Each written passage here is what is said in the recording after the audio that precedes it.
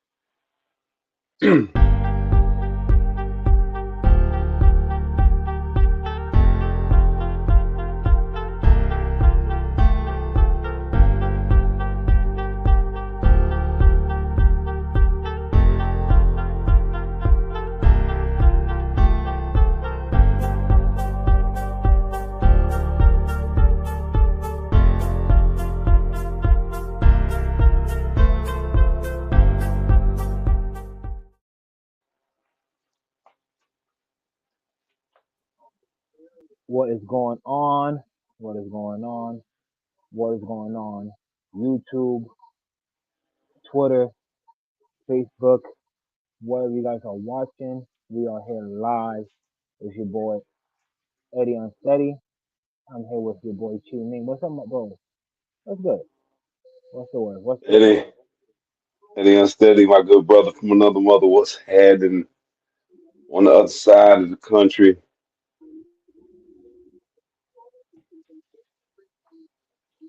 What's going on over there on the East Coast? We are coasting, coast to coast. Said coast to coast to coast. Yeah. So man, what's up, man? Uh, shit, we just chopping it up. Yeah, we chopping it up, chopping it up. No, well, let's chop it up. Let's chop it up about something. Shit. All right. I don't know. Does everybody know that you relocated? Say that again. I said, does the audience or does our subs know that you relocated? Uh, temporarily. That so much is Yeah. temporary. Well, yeah, it's temporary, no doubt about that. But do they know where it is? The people, the inner circle does. Oh, okay, okay. Well, all I'm gonna say is that Eddie is in the place home of the office. Hey, No, and that's not a punchline. That's real facts. He is chilling, posted up at the home of the office. I don't know if y'all mess with that or not, but like The Office, is one of my favorite shows of all time. exactly. If you know what that means, yeah, dig. You know what I'm saying? The Office. I even like the UK Office. Even that shit funny, where they pretty much got the office from type situation. I Yeah, even like that. But The Office is one of my favorite shows, and it's funny that I live there too. I lived in I lived in Scranton too. Ain't nothing wrong with it though, man. Just I just shitty want to weather. say thank you for everyone who's watching at home. I know it's pretty late. We do appreciate it very Well, kindly. look, it's late for you. It's late for you, pimp. It's 9:15 here. Excuse me. I'm on here with you. And I guess you could say you burning the midnight oil because it's after midnight. East Coast, shout out to anybody that's watching. If anybody's watching on the East Coast, shout out to you. Shout out to anybody that's watching in another country early in the morning. It don't matter. But we out here, man. It's just this is just like, watch our swag. But we're gonna try to keep y'all entertained and talking about whatever. Just gonna keep the floor kind of open. Uh, I'm sitting here waiting on my man to try to. He ain't got nothing for me. Cause if you know how I get with me, man, I get to rapping. You ain't gonna be able to say shit. Shit, let's get into it. Yo, look, we got a couple fights coming up. This week, very mid, but we got next weekend we got the weekend after this weekend we have a decent fight card. Well, fight coming up. That's Brian Mendoza, Tim Zoo. I feel like that's a very good card that we can talk about real quick. You A know. card? You think that? What else is going on with that card? Well, look, let me check it out real quick. Look, we're gonna dig into that fight real quick though. What do you think? How you like that fight, man? I mean, it's an okay fight. Mendoza, I don't know. I mean, he okay. Don't get it twisted, but I don't know, man. Tim Zoo really didn't turn the corner. Like when I watch some of his recent fights, he like one of the more improved, I guess, like contenders that I've seen recently. That to like go from one range to another real quick. Like he's done it the best to me. Like he's really improved his game a lot. He's gotten serious. It seems like he ain't just riding off the name. You know what I mean? It's like he's really serious. He's mastering his craft, and he's got heavy hands. He's got punching power, man, and that and he really looks like he's really putting it together. Um, Mendoza got a couple big wins. Now, granted, one of them I think was against a shot guy that just didn't know he was shot, but the Pandora W is a real deal. Um, so he's an entertaining fighter. He's got big power too. Tenzu can't take him lightly in any way whatsoever, but I do think Tenzu will beat him. I think Tenzu will knock him out in 8 rounds. 8 rounds. Eight Um, rounds. damn, damn, damn. I like that. I like that. I can't be mad at that. I mean, I have Tim Zoom going to be the dominant fighter in that fight. You feel me? I mean, I just think Tim is going to be more active. I feel like you say, he's going to be the more crafted fighter. But at the same time, I wouldn't mind seeing a nice upset, a nice little pull off from Brian Mendoza because he's on a little streak right now. He's on a little knockout streak, you can say. And I was hearing talks of it. He's been in the gym 3 months, 3 weeks right after his first fight. So that's alone telling me a lot of dedication on his plate alone. So it should be a very interesting fight. I just hope Tim Tszyu doesn't take Brian Mendoza lightly. He doesn't have the element of surprise like um in his other fights, if you know what I'm saying. But it should be definitely a class pack fight. Like the winner of this definitely gets to move up and fight Charlo. For the undisputed titles. So it should be a very interesting fight. Like the winner doesn't matter who the winner is. I just don't think either one of them guys would be able to be a Charlo. You know what I'm saying? So you don't give either one of them a chance against Charlo. No. Tim Tszyu, I mean, yeah, I feel like he's alright, but I don't think I don't think Charlo's gonna play around at 168. I mean, at 154.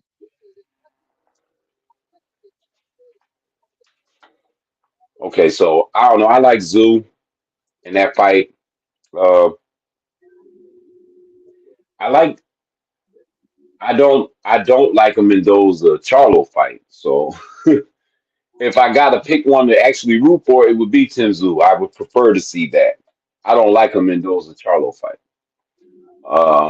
If it has to happen, it has to happen. That's cool. It is what it is, but I don't like it. I don't like it. I would rather see Tim Tszyu against Charlo. It was already said it was supposed to happen. That man broke his hand. You know, in a way, it was kind of funny to me. As a matter of fact, when the fight was even made with Canelo, because it just seemed like okay, you had the fight made with Tim Tszyu, then you broke your hand. So it's like, are we gonna reschedule this fight or no? You know what I'm saying? That's what I figured was going down. Like I figured once his hand healed up, then that fight was gonna happen. But of course, the cash came calling, and he chased the chicken. So he went in, what up? Two weight classes. Wasn't really active like that. Probably couldn't train the best of his abilities in any of that because of the fact that he was still healing from a broke hand, and on top of that, not fighting in almost a year and a half. Like that probably that played a whole lot into his performance. But I would prefer to see the Tim Tszyu fight because it was already supposed to happen, man. It was already there. This ain't like some fight that Right. like Charlo was ducking or anything like that.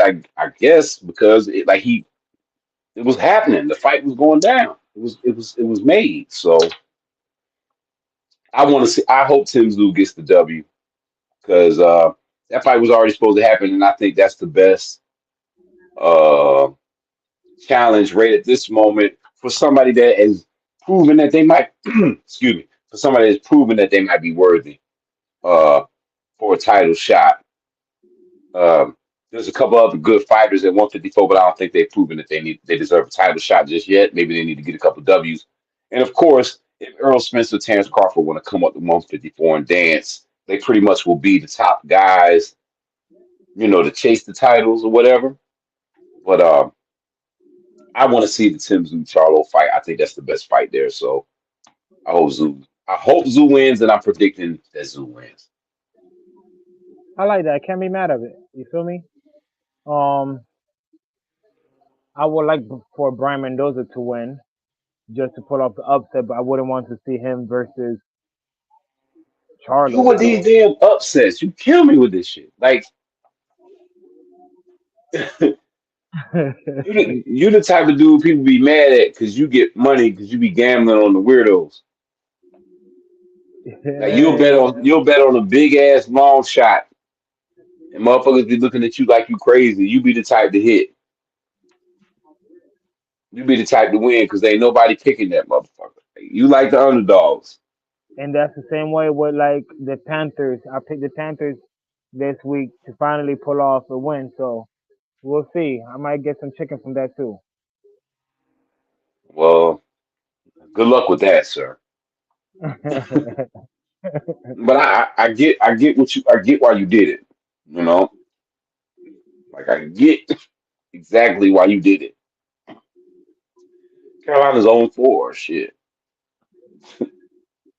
You just feel like they number got to come up here one of these weeks, right? Yeah, And but they got Detroit though, so that's good luck with that one, sir.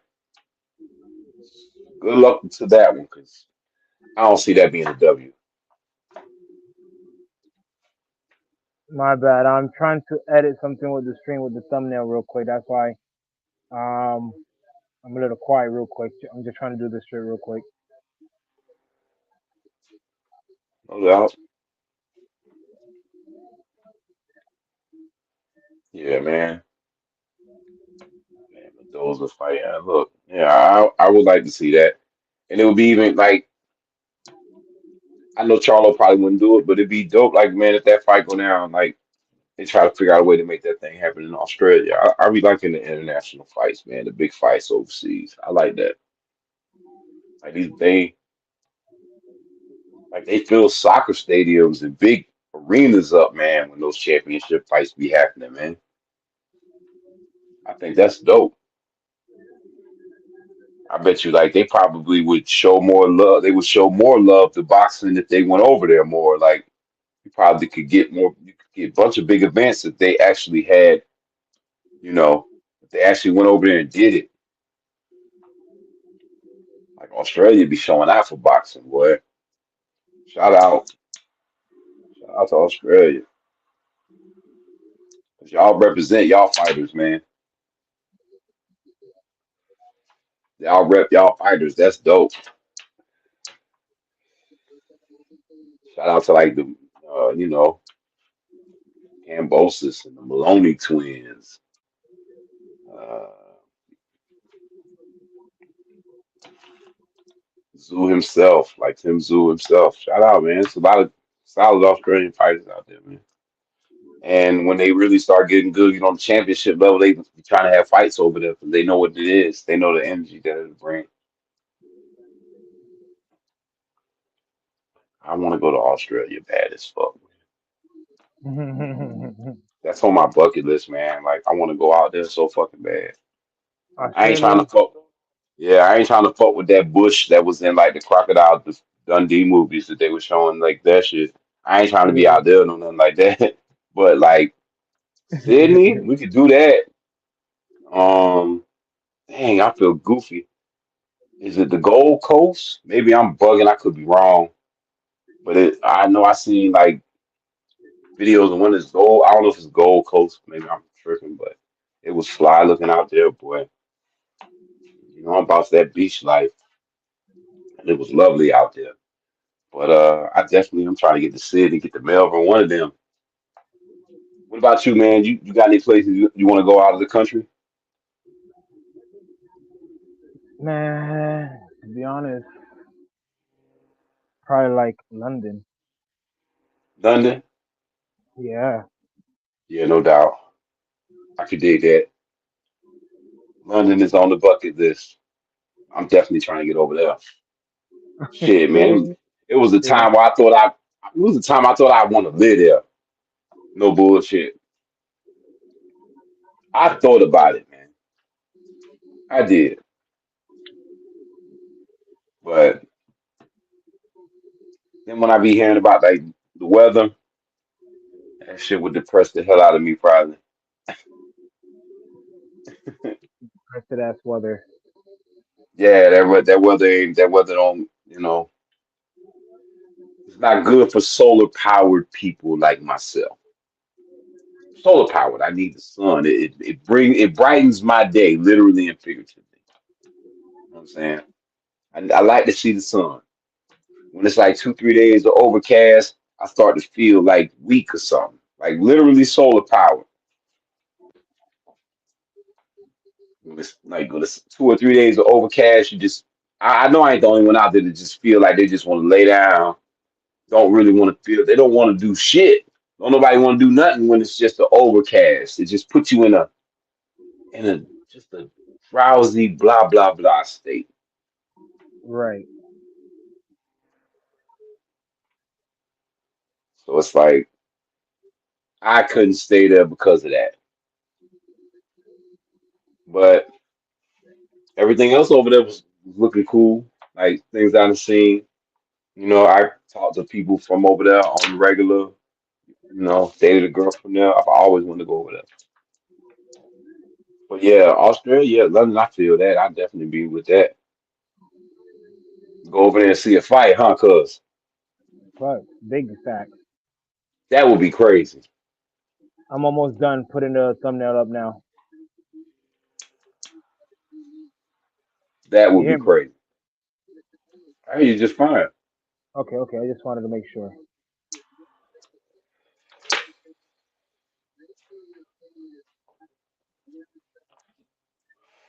Now, that would be dope. Like, get over there and, but then again, that shit would be expensive as hell getting that fight. Uh, Had to be ready, boy. Ain't gonna be cheap to get in that bit. Not at all.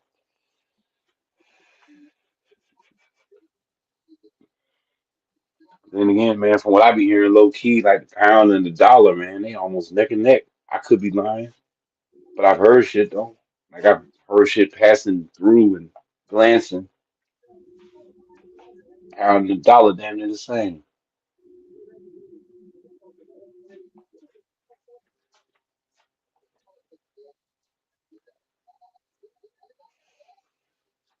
Want to go to Asia too, dog. Asia. Yeah, man. Gotta go to China.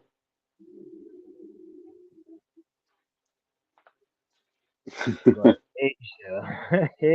Oh Hey. yeah, go to China. Maybe go to one of the islands and like maybe go to the Philippines. I wouldn't mind going to Philippines. Philippines sound like it would be alright. Yeah, right. Yeah, I got peoples over there too. It's wild. I got peoples over there.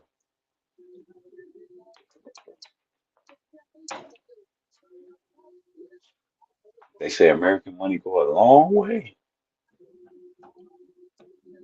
Go out there and party, boy. That's what you do. You go to the Philippines and party, boy. Thailand or some shit like that. Party, party, party, party hard. All that good weather, islands. Yeah, man. I mean, I moved to California because I didn't have, so I don't have to travel as much. People can say what they want about California, but man, you could do everything here. I'm talking about everything here. So this is why I am here because you can do everything here. You want to climb a damn mountain? They got you. You want to get, you want to get, you want to overdose on fentanyl and Skid Row? Got you. You know what I'm saying? You want to ride an electric scooter down the boardwalk on the beach? They got you.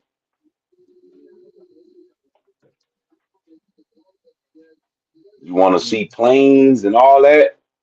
Like, not planes like airplanes, like, wide landscapes and all that? Got you. You want desert? Got you.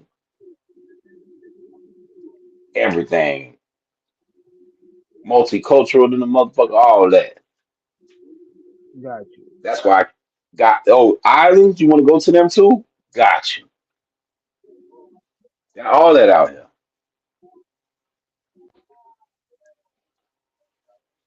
You can get whatever you want. You want an urban experience, country experience, any of that, coastal experience, any of that shit. You get all that here.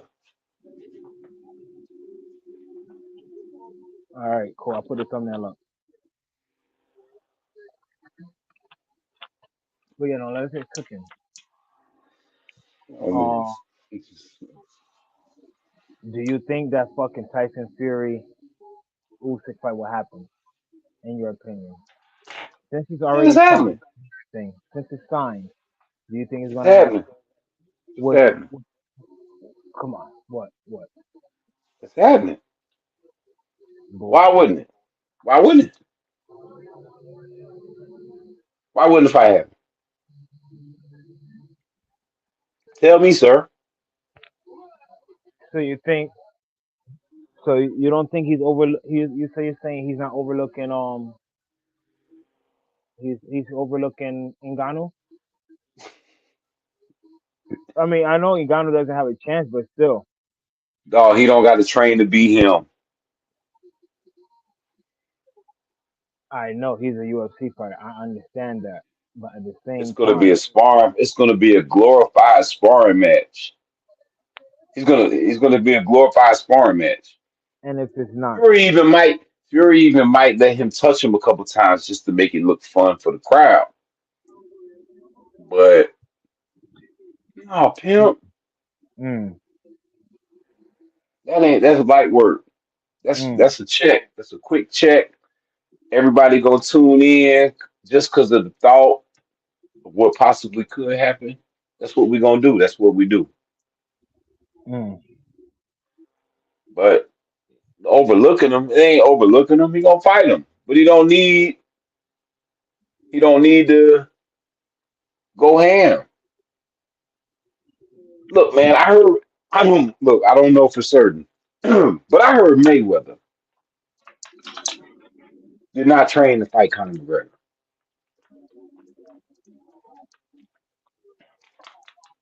Like he might have did some things here and there, but I heard he didn't train to fight McGregor. Like the kind of training he would do to fight maybe Manny Pacquiao, he definitely didn't do it to fight Conor McGregor, from what I heard. He might have trained, but I heard he didn't go ham. And if I that's mean, true in any instance, he go ahead. he probably why? I got this. I know I can beat him. I know I can beat buddy. I know I can beat him. So like, why? What are we talking about? He's a UFC guy. Man, there's still that punching chance. Even though he don't knock him out, he touch him up some a couple times. Deep. I don't know. I just feel like all right. Let's say he wasn't fighting Ngannou. Let's say he was fighting a boxer. Would it be too soon?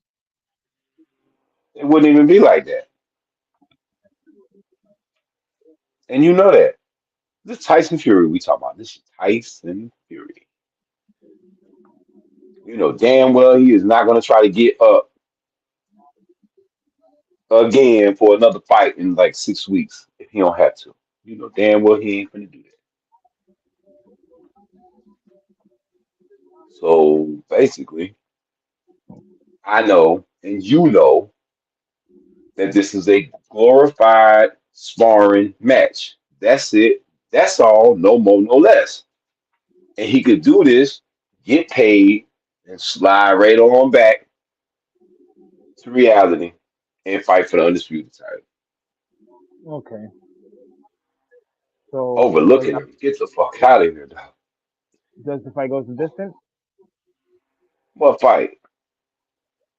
The Ngannou Usyk? fight? No, man, fuck that fight. Usyk versus Fury. Yeah, man. It goes to distance. Yeah, yeah. You go to distance. Yeah, why not? Yeah, well, it all depends. I mean, if Fury, like I said, we talked about this. Like, I'm not ready to pick nobody yet, Hmm. but because I want to see what it really. My pick will go down to when they get in the camp and Fury start talking shit and he start talking about how much he gonna weigh, what kind of shape he gonna be in. That's when So I what? make my. That's when I make my pick. So what? In your opinion, what shape would it be for Usyk? How would I put it? What if when the fight happened, would a heavier Fury have a problem for Usyk, or would a lighter Fury have a problem for Usyk? Well, I think if he come in heavy, the intent is to make it ugly, and if that's his intent to come in there and make it ugly, I think he can win that fight like that. But if he come in there with his chest on it, like with his chest out, talking about, oh, I'm gonna come in the best shape of my life. I'm gonna lose the most weight I've ever lost for a fight. I'm gonna come in the best shape of my life, and I'm gonna dance circles around the ring, and I'm gonna box your head off. That's why I think it could get interesting, and that's why I think Usyk can beat him. If he try to like, I'm gonna show y'all I can outbox Usyk. Then I believe that Usyk can beat him like that. But if Fury like, yo, I'm gonna weigh 300, you better be ready for the big boy. I'm gonna be 350. You better be ready for me because I'm coming. Pause. But And anyway, you, but in likelihood, we all can agree he might come in heavy.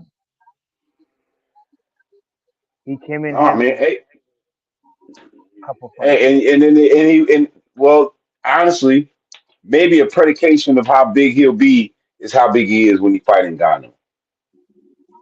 Like that will let us know pretty much where he's at. Yeah, because if he's let's say he's in training camps now, by the time the fight happens with Igano, there's only a couple what weeks left, I guess, between that and Usyk. So I mean, he could if the intent is to burn weight, then he could do it. But like, how much? Let's be real, how much? And then, so basically, like, we'll see how he look when he going there against Ngannou. That'll probably be pretty much where he be at against Usyk, or who knows what he'll try to do. That's what I'm saying. He might even be like, I'm trying to get bigger than this. He might go in there a certain weight against Ngannou, and then be like, you know what? More weight. I'm going there super, super, super heavy against Usyk to we're show him looking he for ain't got no. He can't hang with somebody like that. Yeah, yeah. So we'll see, man. Mhm.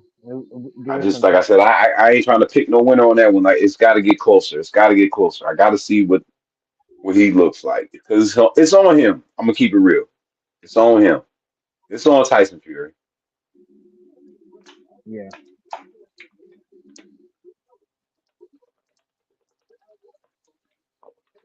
Yeah, man. How you feeling about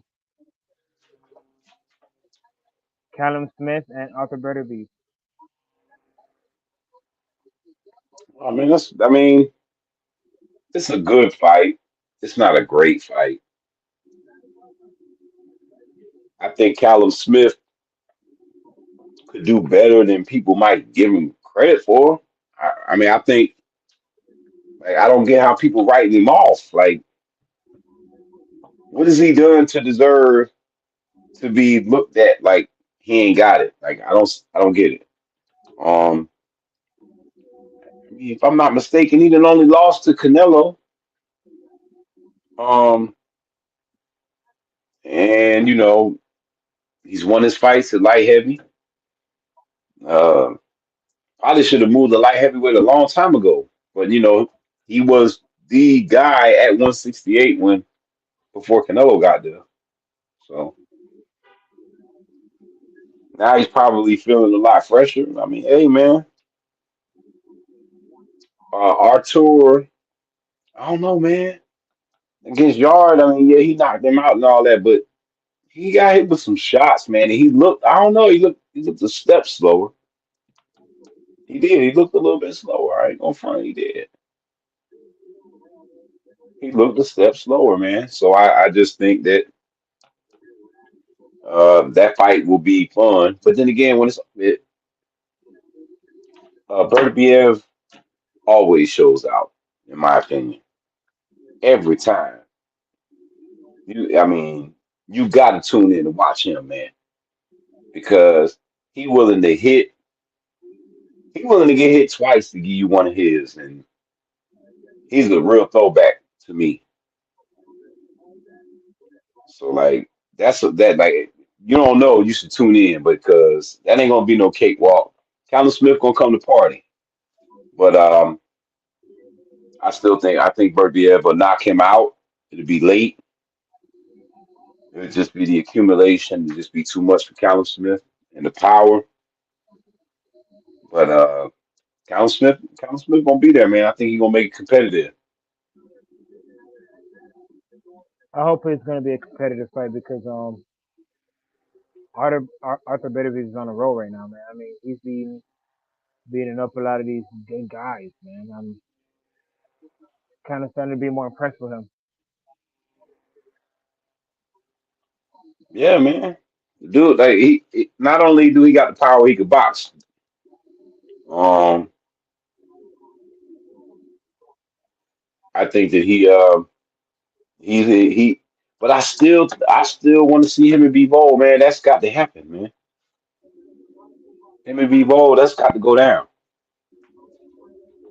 Like that's why I'm like everybody like I don't know. I think Bebo, look, I even like Bebo was supposed to, I forgot something about who Bebo was gonna fight or was supposed to fight or whatever, but yeah, man.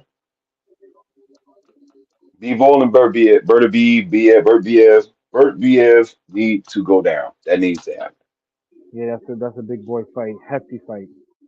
Undisputed light heavyweight championship of the world. Yeah, I'm here for that.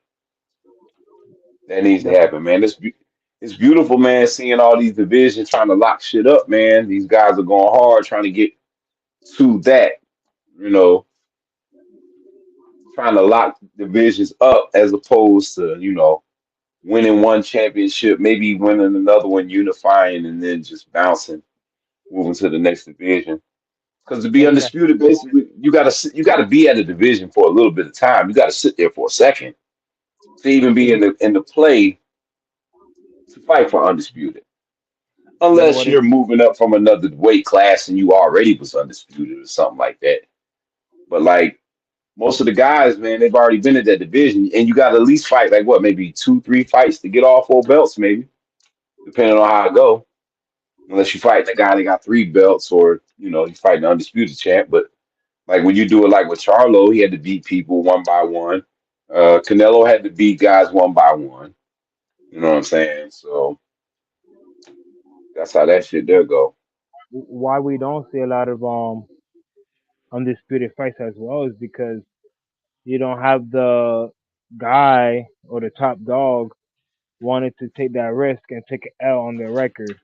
So like we don't we don't really be getting those big fights because a lot of people don't want to step up to the plate and says, what, let's let this fight happen. This is for all the for all the chicken. This is for all the tools. They're more worried about their L than what making the big fight happen. You know what I'm saying? Yeah, they hold belts. They baby, you know what I mean? They'll hold on to belts And and, if not want to fight the person, like you and said, duck. oh, Yeah, and just get a stranglehold of the title and don't want to do nothing. hmm It's real crazy. But it's been like that recently. But now it seems like they're actually out here trying to unify titles, man. Trying to lock divisions up. and But I don't know, man. I'm digging that right now because we having a lot of undisputed champs right now. Well, we have Devin Haney, we have who else this year who we had for undisputed, Devin Haney, um what But else happened? Bud Crawford, um Canelo, um the Canelo Charlo. What else? That's four. yeah, that's it right now. That's it, right? Yeah, Yeah. Then five would be Usyk and Fury when they fight this year. yeah, yeah. Yeah, It's yeah. crazy. I don't know. I And don't the know thing what is, Devin. and like we said before, like You this got to know year, why we forgot about. Did we say Devin Haney? yes, I said Devin Haney, Yeah, but but he like we ain't said, gonna be champ for too much longer. he's gonna go up. He's Yeah, gonna they go about up. to. And guess what? It's like, all right, yeah. All right, well, we can't really say anything about it because Devin Haney had the belts. He became undisputed. So, all right, he goes up. All right, cool. Cool. He needs to go up anyway. His big ass. Too damn big for 135.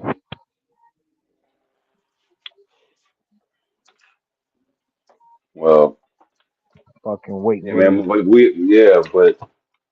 But see what he's doing. I mean, I don't know. But see, man, that's what I was just ready to get into.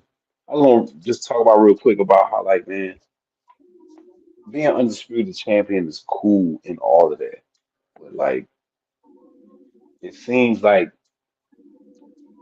the way that these boxing sanctions, the alphabet gangsters, you know what I mean? Right. They they janky in a lot of ways, you know. Uh huh. So it's like when I think about like Tank Davis's career, all right? Tank Davis, he make all kinds of chicken. He's well paid. He's a popular fighter, right? All right. Some people consider him one of the 10 best pound for pound fighters in the world. Um, and yet he don't got no strap. He don't have no title. The titles that he be having be paper, stupid ass titles. But he still maintains to have a successful career, and he's not tied down to the alphabet gangsters. You get what I'm trying to say? Right. Like he's doing it a different way. These motherfuckers want all kinds of fees and everything, dudes, all this silly shit that they want for you to keep these belts. They want you to fight these guys that probably like they be wanting you to fight. They be pulling out random mandatory guys that I don't know who got paid to do what? To buy the mandatory defense, but I believe a lot of these guys do that. I mean, these boxing committee, the commissions are fucking weird, man. So when I think like, is it really? I mean, I know it's about legacy and everything like that, but like being undisputed, that means you got to pay like a lot of fucking fees to keep these belts, man. And then you'll have like four mandatory challengers on your neck. You know what I'm saying? So it's like, is it really worth it? Like I feel like once you get undisputed, once you get to that, uh, maybe one or two defenses of it, and then you could just start trying to move on, maybe move Exactly. up to another division. Unless you heavyweight, and I when feel you up there, but it's like when you're anywhere I feel like like when you're up there one, and with the heavyweights, I feel like it's different because there's nothing else to do. It's almost like I can't really say it's almost like with Fury because it's shit for Fury to do right now. I will understand if there ain't shit for Fury to do. Fury beat Wilder, and then all right, cool. He's chilling right now. All right, cool. Yeah, he could have fought. He could have fought Joshua. You know, in my opinion, if Wilder was heavyweight champ right now and he would have beat Fury, we would have the heavyweight division would be lit right now. It would be on fire. And honest, my honest opinion, we probably would have had the Joshua fight by now. You know, we would have probably had the Usyk fight a long time ago. wait a minute, hold on. You saying that if Wilder was champ right now, Right we now, would have had the Joshua fight? yeah, because no, because Joshua got stripped. No, so no. We would No. That's what you said though. That's what you just said. my bad. I forgot about the. He don't have a belt, so that fight would have No, never happened. it's not about that. The whole point is you forget that when Wilder was champ and when Joshua was champ, they never fucking could get the fight made. So there's that. I don't believe that one bit that if Wilder was champ, we would have had the Joshua fight because when the fight was the biggest fight that could be made in the boxing world, they didn't do it. Yes, but So that's I back. don't believe boxing would be the heavyweight division would be what you're saying it is would be if he was champ. I don't believe that, man. I believe it would be. I mean, that's back then. Yes, that's back then. Look, who was pushing for the Fury fight? He was, not Fury. That was the bigger fight than the Joshua fight.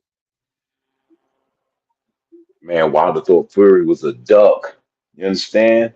Yeah, exactly, exactly. He should have fought in Joshua then Fury. You know, in my opinion, it would have just made all the more sense, but it didn't happen that way. We're stuck in what this predicament we're in now. So what I'm saying is, Nah, man. if Wilder was champ right now, I honestly think we would have had we would have had a undisputed champ at heavyweight by now. I don't agree with that, man. Well, I I don't agree can with that. agree then. Yeah, I don't think Wilder. I don't know, man. Wilder can't beat Tyson Fury, man. So it's But like you're right. You're he right. Hey, can't. that's that match. So I just like eventually he would have probably had to see him again anyway, and whatever belt Wilder might have had, whatever belts he had, he would lose them fast because he can't beat Yes, Tyson Fury. but we would have had an undisputed champ. No, I don't believe it. I just don't because I feel like you would have had the chance to fight undisputed, to fight Anthony Joshua. And It he didn't didn't happen. take that path. He didn't take that path. He took another path. Maybe if he would have looked back on it now, he probably would have took that fight. Well, hey, I'm just hey, if Wilder would have took another pass, he wouldn't have thought Fury was a duck in the first fight. took it for real, beat him, and then you go on, and then you can keep the fight with AJ in the cards, and then AJ lost to Usyk, man. And then like Exactly. I don't like how people disrespect Usyk, man. Like it's just real crazy. Usyk is a legit heavyweight, man. Come on, y'all. Like okay, now he might have showed some chinks in the armor in this last fight, but if we always talking about if we gonna sit and talk about like sometimes great fighters fight to the level of their competition, then why can't we say that about Usyk against Dubois? Maybe he didn't train like he. I mean, I know he trained anyway, but maybe he might have slacked off a little bit. It's a lot going on in his life. You know what I'm saying? So who knows? I just look at it like, hey, we got the fight. It's made. Don't put some respect on Usyk's name too.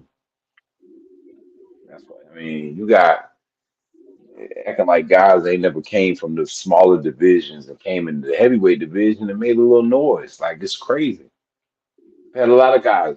We've had guys that said fuck cruiserweight, jumped straight from light heavyweight into the heavyweight division and then made a little noise. There's been a couple guys that have done that.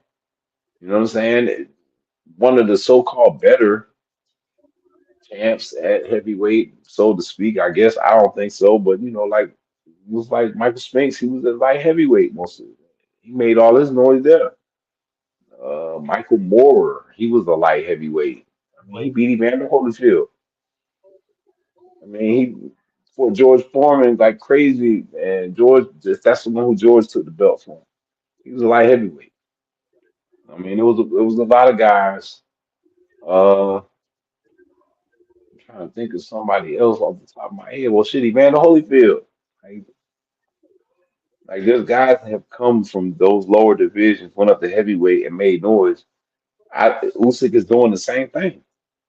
right, and ain't nothing wrong with it. And he's having his little No, moment, and it's almost like how when this thing happens, when this predicament happens, I like to call it the Joker. The wild card, because anything can happen.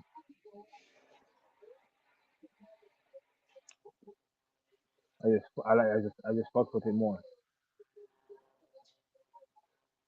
Can't wait for that fight though, man.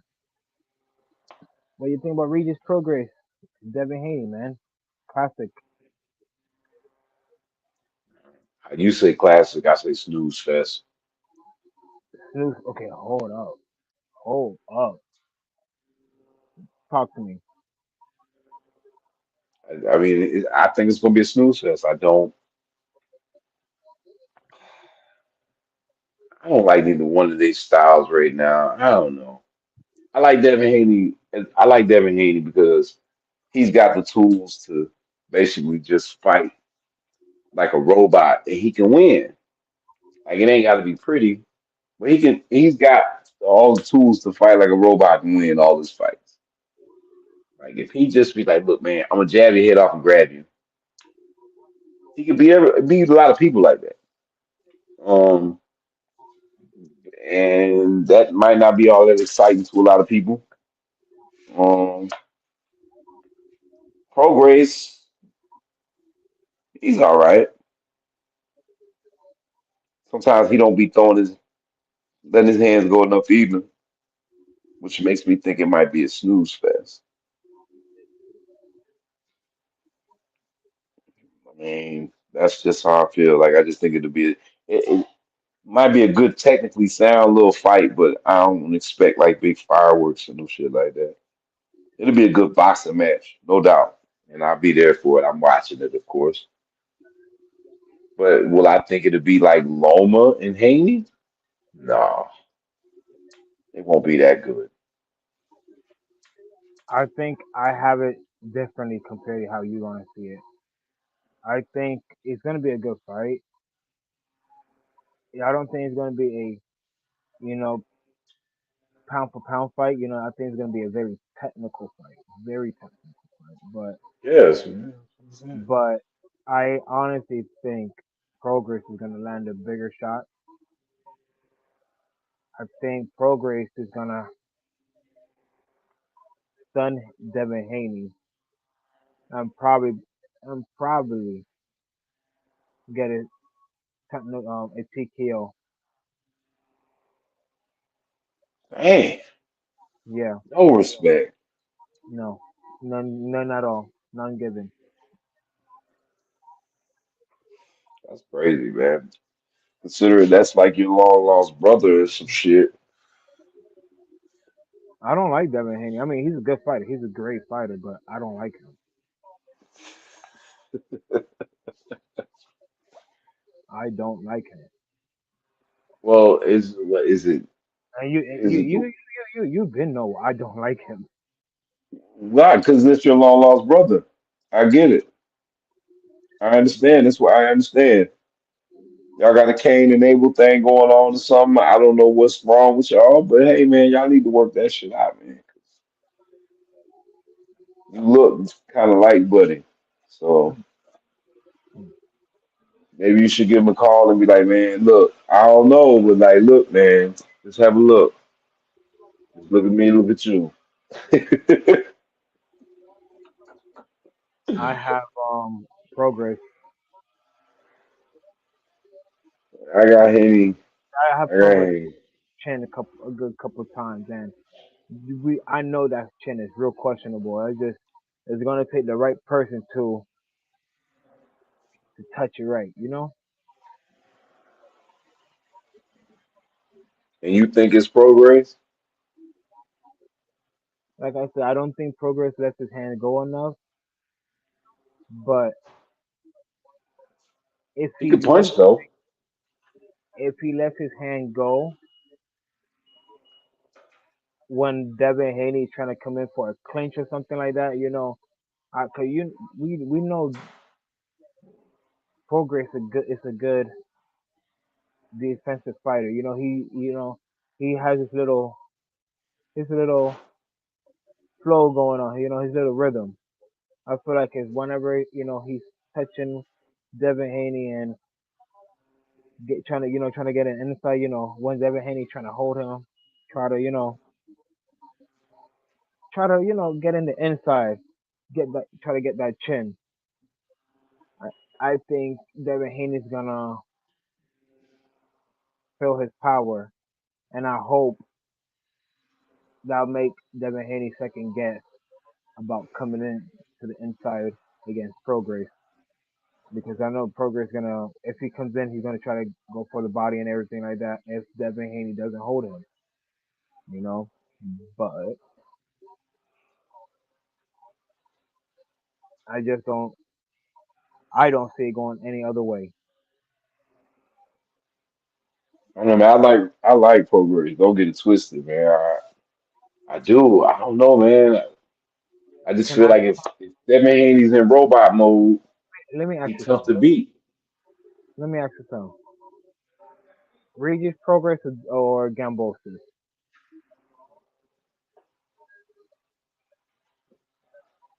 You said Cambosis Yes. or Progress? Okay. Who else is in that division? Um, Look, man, I'm telling you, this fight. I think Devin Haney is so nice. I hate to say it, I do. I think he's nice, but I think that his camp thinks that he's so nice that Progress is basically just a walk in the park. I'm telling you this. I believe this is the setup to fight Teofimo. Like to fight Progress, take his belt, and then fight Teofimo Lopez in a big unification fight. That's what I think the setup is for Haney. I think the setup, that's what they trying to set up. That's what I feel like. how will you have a fight with Teofimo Lopez and Progress going down? I I don't know. I if Teofimo is focused and he's on his game, I've been telling people since he beat Loma, like that guy got all the goods. He got the power. He could box. He could take a punch too. Um, I was telling people that he's special, and if he's got his head right, he is. Um, he's a tough out at 140. Um, for any of them guys that's up there, he's a tough out at 140, definitely. Um, but I think he's the biggest fight though at 140. Yo, D, salute. Thanks for stopping in, checking in. Yeah, but I think he's a tough out for anybody at 140. If he's on his game, like he was, isn't he a tough out for anybody floating around them weight classes anyway? If he's on his game, he not playing. Like, come on, like he was going through a lot, and he took his foot off the gas for a couple of fights. But in the long run, when you think about it, he bounced back. I mean, he had some wild wins and everything like that. But still got it, and he showed it against Josh Taylor. So I think that's the end game, man. I think Haney is moving up to try to get that fight. At least that's what's popping for right now. And I really think that they going into the pro grace. They going into that thinking that that's just like easy money. That's just my opinion. That's just from the way it looks like to me. That that's the direction that they want to go.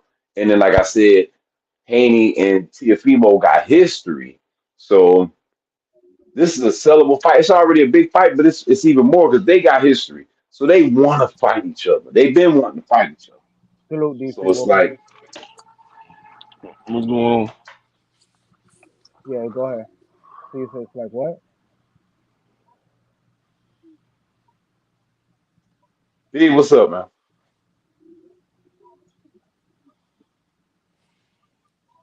Hmm? Go ahead. We listened to you cook. Go ahead. What's that? No, he said what's good. What's going on?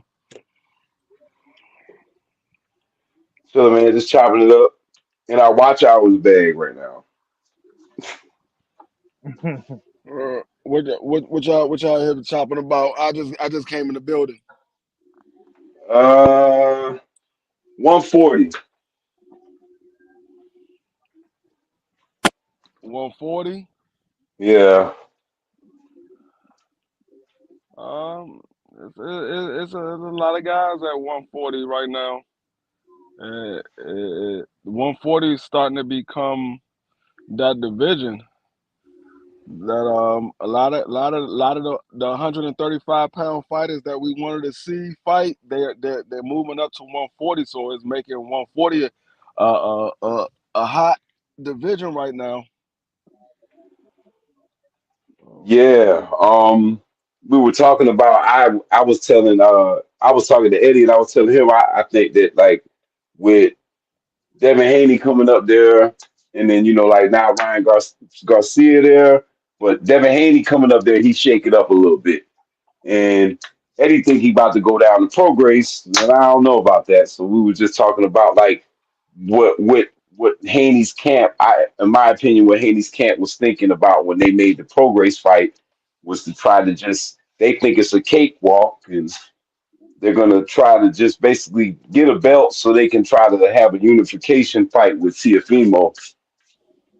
Yeah, yeah. That I heard that was a possibility fight next for Devin Haney. They said they was going to try to go after T.O. after this fight, but I also heard they was going to possibly try to go after Matisse after this fight. Now, Okay. uh, um, I think either one of those fights, if they get past Regis Prograis, is a good fight. But my whole thing is a lot of people is overlooking Regis Prograis because of his last performance, and I know Devin Haney is an excellent boxer, but the thing that worries me about Devin Haney is because of his style of fighting, he likes to move around the ring. When the fight gets later in the fight, he tends to slow down and he gets hit a lot more. And we just saw him have problems with Lomachenko with the straight left, and Regis Prograis is also a southpaw fighter. So um, I don't know because we've seen Devin Haney get hurt once again because he got hurt against Loma. Um, and I don't know if Devin Haney is going to be able to stand up to Regis Prograis if he gets hurt, because the thing about Regis Prograis is usually when he gets you hurt, he gets you out of there. And so I don't know if Devin Haney is going to be able to stand up to Regis Prograis, because the thing about I know he got hurt against Linares, but Linares was at the end of his career. He was like 35, 36 years old, or maybe even older than that. He was at the end of his career. He didn't really have the legs under him like that to be able to get Devin out of there after he had got him hurt. And it was at the end of the round. Devin was still on shaky legs, but Linares didn't have the stamina to go ahead and get Devin out of there. But Loma, he don't really have the power at 135. Now he hurt Devin, but his power didn't really translate to 135. We haven't really seen. I don't. I don't know. Did we see Loma stop anybody at 135? I don't. I don't. Uh, I don't recall him stopping anybody at 135. He might have. I just don't. Nakatani, he knocked Okay. out Nakatani. Okay. That's Yeah. all. Like But that's what I know of off the top of my head right now. 135. yeah. I Everybody else mean, went 12 that I know of. yeah. Nakatami wasn't no top level fighter anyway. He's a C plus fighter at best. I mean, but yeah, he got him out of there. Um, but yeah, I didn't see Loma power really translate at 135. So yeah, he did hurt Devin, but he didn't step on the gas and get Devin out of there in the next couple of rounds. So I don't think if Devin get hurt against Loma, I mean against Regis, I don't know if he's gonna make it out of that fight. So I mean that's gonna be something to watch for when that fight happens, because I know, like I said, I know Devin is a good boxer, but he always tends to slow down in the later round because he used so much energy moving in the earlier rounds. And we know he's chinny as fuck. We know he's I chinny would as fuck. And we didn't have I a fight. wouldn't We haven't say have. chinny. He's chinny I as wouldn't say chinny. fuck. He's I I chinny. wouldn't wouldn't say say that. chinny. I would No, I wouldn't When say I can that. only legit say that he done only been hit flush one time and been rocked one time. That's what Once. I'm I've talking only about. He is uh, chinny. If it you ain't like see every time that, somebody touch him, he be fumbling and Nah, bumbling like a mere nah, con or something like I that. can't. Yeah, I can't. I he can't hasn't call. I can't. he I hasn't can't fought call in him a Chinny. If he you, if hasn't you, fought in a solid. I feel like he hasn't fought in a solid fighter with a solid power to actually get, to actually hit him. Like, yeah, he may get hit flush, or but he hasn't faced a fighter that has power, and you know who can put in some good work at the same time. I That's mean, my opinion. at 135, there's not a lot of guys with power at 135. There's probably only a handful of guys that actually have power at 135, and we all know the biggest puncher at 135 is Tank. So, it's not a lot of guys. I mean, you can probably throw in William Zapata, but he's more of a accumulation of punches. You might can throw in Frank Martin, but I don't know how much power Frank Martin got. So it's not a whole bunch of guys at 135 that got power to say he hasn't been in there with somebody that got power, because there's not a lot of guys at that weight class that got power. And he didn't fight Tiafimo. Well, Teofimo ducked him. Well, yeah, I know. That's what I mean. That's why I say that this fight at 140, it's got more to it than just like star power in regards to like Andy versus Tiafimo. They got history. So Yeah, like it's extra motivation. yeah, but So I feel like I wouldn't call Devin uh Chin suspect because I seen suspect chin like uh uh Erickson Lubin has a suspect chin. Um, you got other guys. Who else? Who was the other guy that got? Oh shit, Tio. Tio got a suspect chin. I now those are guys that I would say has a suspect chin. We saw Tio get dropped against Cambosa and then turn around and get dropped against Martini. Was it Martini? yeah, So but the Cambosis, I don't know. I thought that Cambosis is a flash knockdown. that was no, like a flash. that wasn't no flash knockdown. Teofimo stepped right into that shot. He stepped right in. He was going for a knockout shot, and Cambosa came with a straight shot, and that's how his ass got dropped. He got hit right on the button and went down. It wasn't no flash knockdown. He got dropped. Yeah, but it wasn't like he got up and was drunk and No, wasn't able to get it together. I ain't say he was hurt. I just said he got dropped. I ain't say he was hurt. You can have a suspect chin and get dropped. Doesn't necessarily mean that you hurt. But, Well, but, but, but, he ate better punches from Cambosis through that fight. Like he ate better punches. That Yeah, punch was a that good punch and it dropped him, but it was like a leverage thing, all that. Tio was a little off balance. You know what I mean? Like I said, he yeah, ate better punches that fight. And that's why I'm like, he was all bloody and beat up, and he still was there the whole night. Like yeah. But Cambosis just had the fight I'm of his just night, making. just had the fight of his life.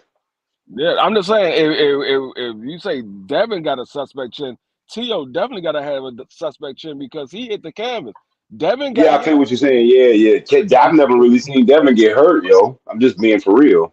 no, yeah, Devin got rocked against Linares, and I believe he was hurt in the Lomachenko fight, but he never touched the canvas. And that second fight with Cambosa, they was going blows. They was going blow for blows in that second fight. And I see him get hit multiple times with the overhand left from Jojo Diaz. I seen him get hit by Lomachenko. I wouldn't say Devin got a suspect chin. I would but just now listen. So now what I'm saying is, with him fighting Progress, and Progress is able to land a clean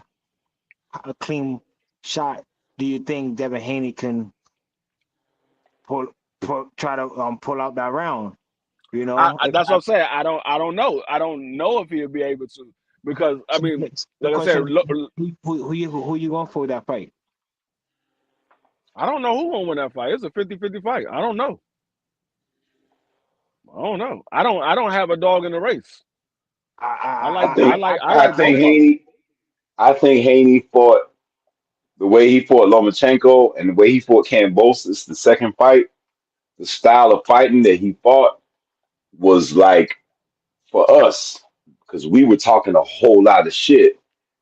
And I think that because because everybody say all he do is jab and hold, and that's how he beat Kambosos the first fight. That's how he won a lot of his early fights going on. He even did that to a big degree against Linares. It's just Linares starched him real quick at the end of that round, had him drunk, and he really didn't get back into the fight. That's the only time I seen Devin Haney hurt.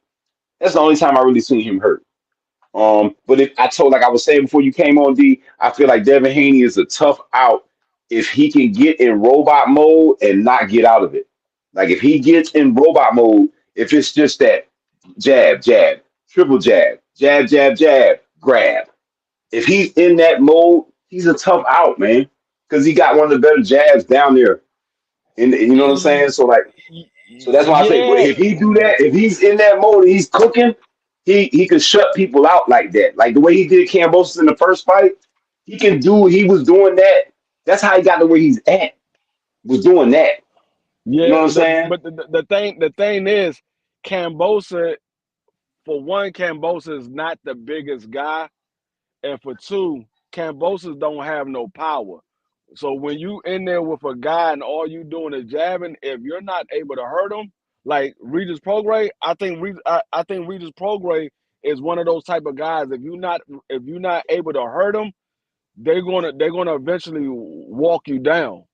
And Tank Davis is another one of those guys. If you can't hurt Tank Davis and make him respect you, he's gonna eventually walk you down and run you into a shot. So I mean, you can do that for majority of the people, but when you in there with somebody like a Matisse, uh, uh, uh, a Tank Davis, maybe even a That be Regis that be the Prograis, that be the I best don't. way to neutralize them guys. That be the best way to neutralize them Nah, guys. nah. Keep them on the end of your jab. Keep them on the It, end of your jab. it will if that jab can hurt them and bother them. If that jab is not hurting them and bothering them, you can jab all you want. What they're gonna do is throw a counter shot over top of that jab because they ain't. Devin Haney put some steam on his jab. He got one of the better jabs down there. That's what I'm saying. Listen, They gonna feel it. listen what I'm saying. If Devin Haney's jab is not hurting them, they're not going to be worried about that jab. They're going to let you throw that jab so they could counter you. Like Tank Davis, he looks for an opening, and that's why Tank Davis doesn't throw that many shots. He's a counter puncher.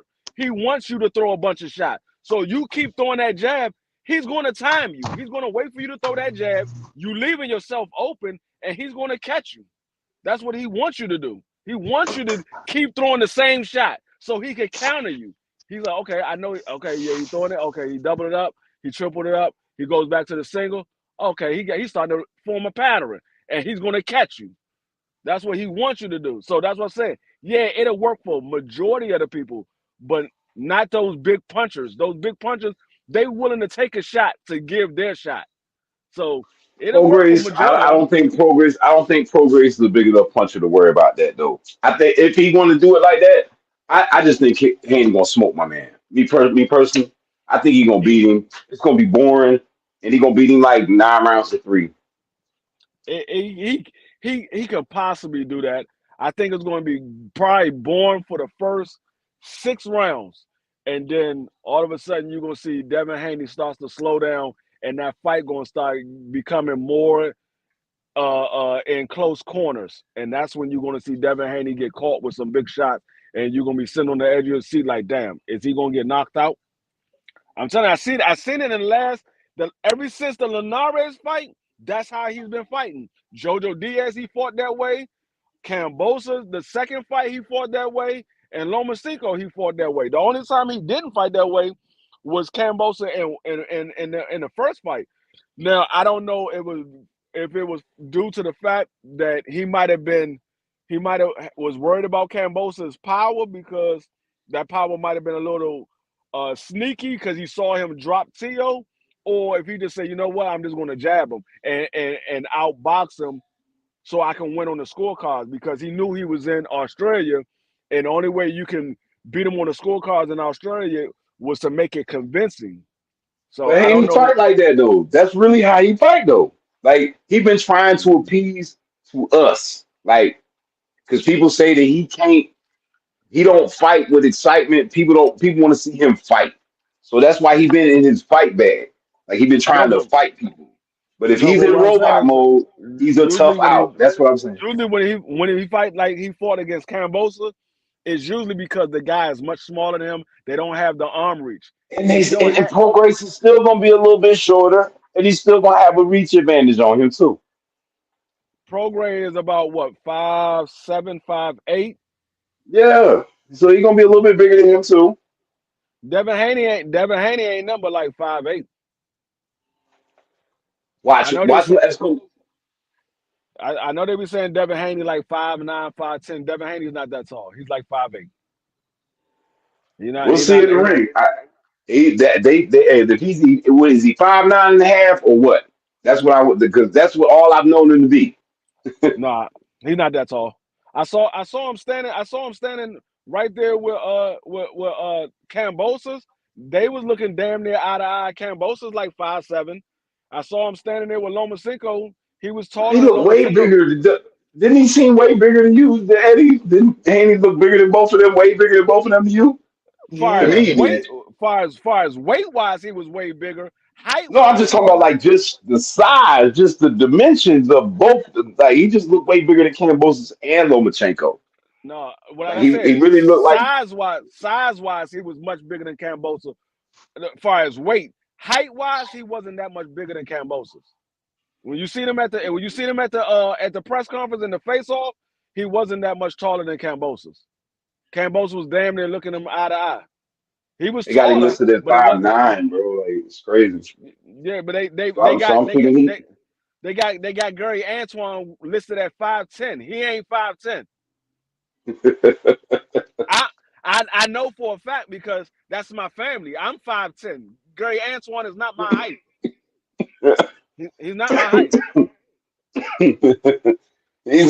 I know, but they got him that, and I know.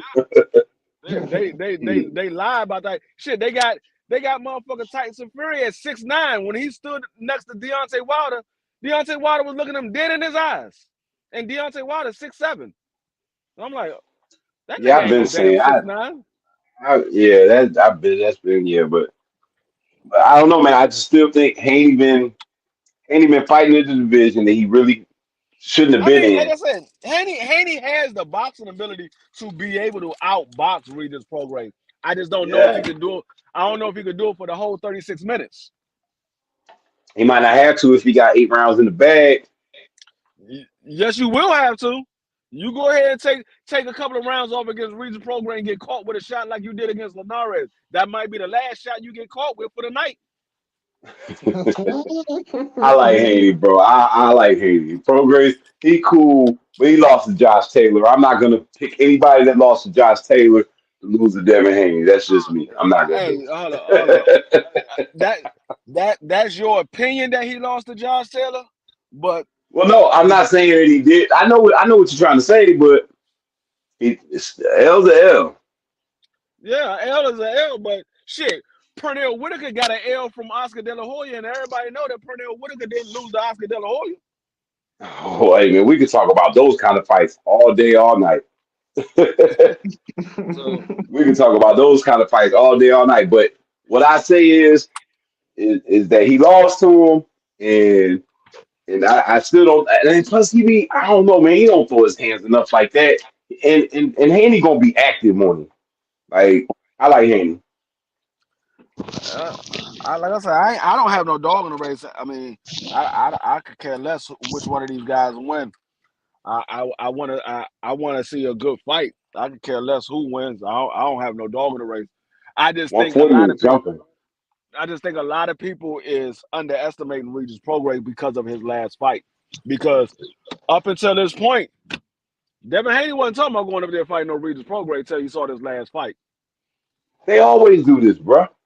I almost think some of these dudes might even play possum and fight half-ass just so they could get a fight. I still think Teofimo Lopez did it.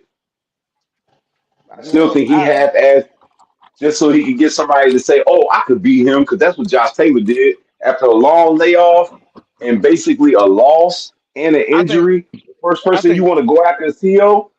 You thought you had an easy win in the bag.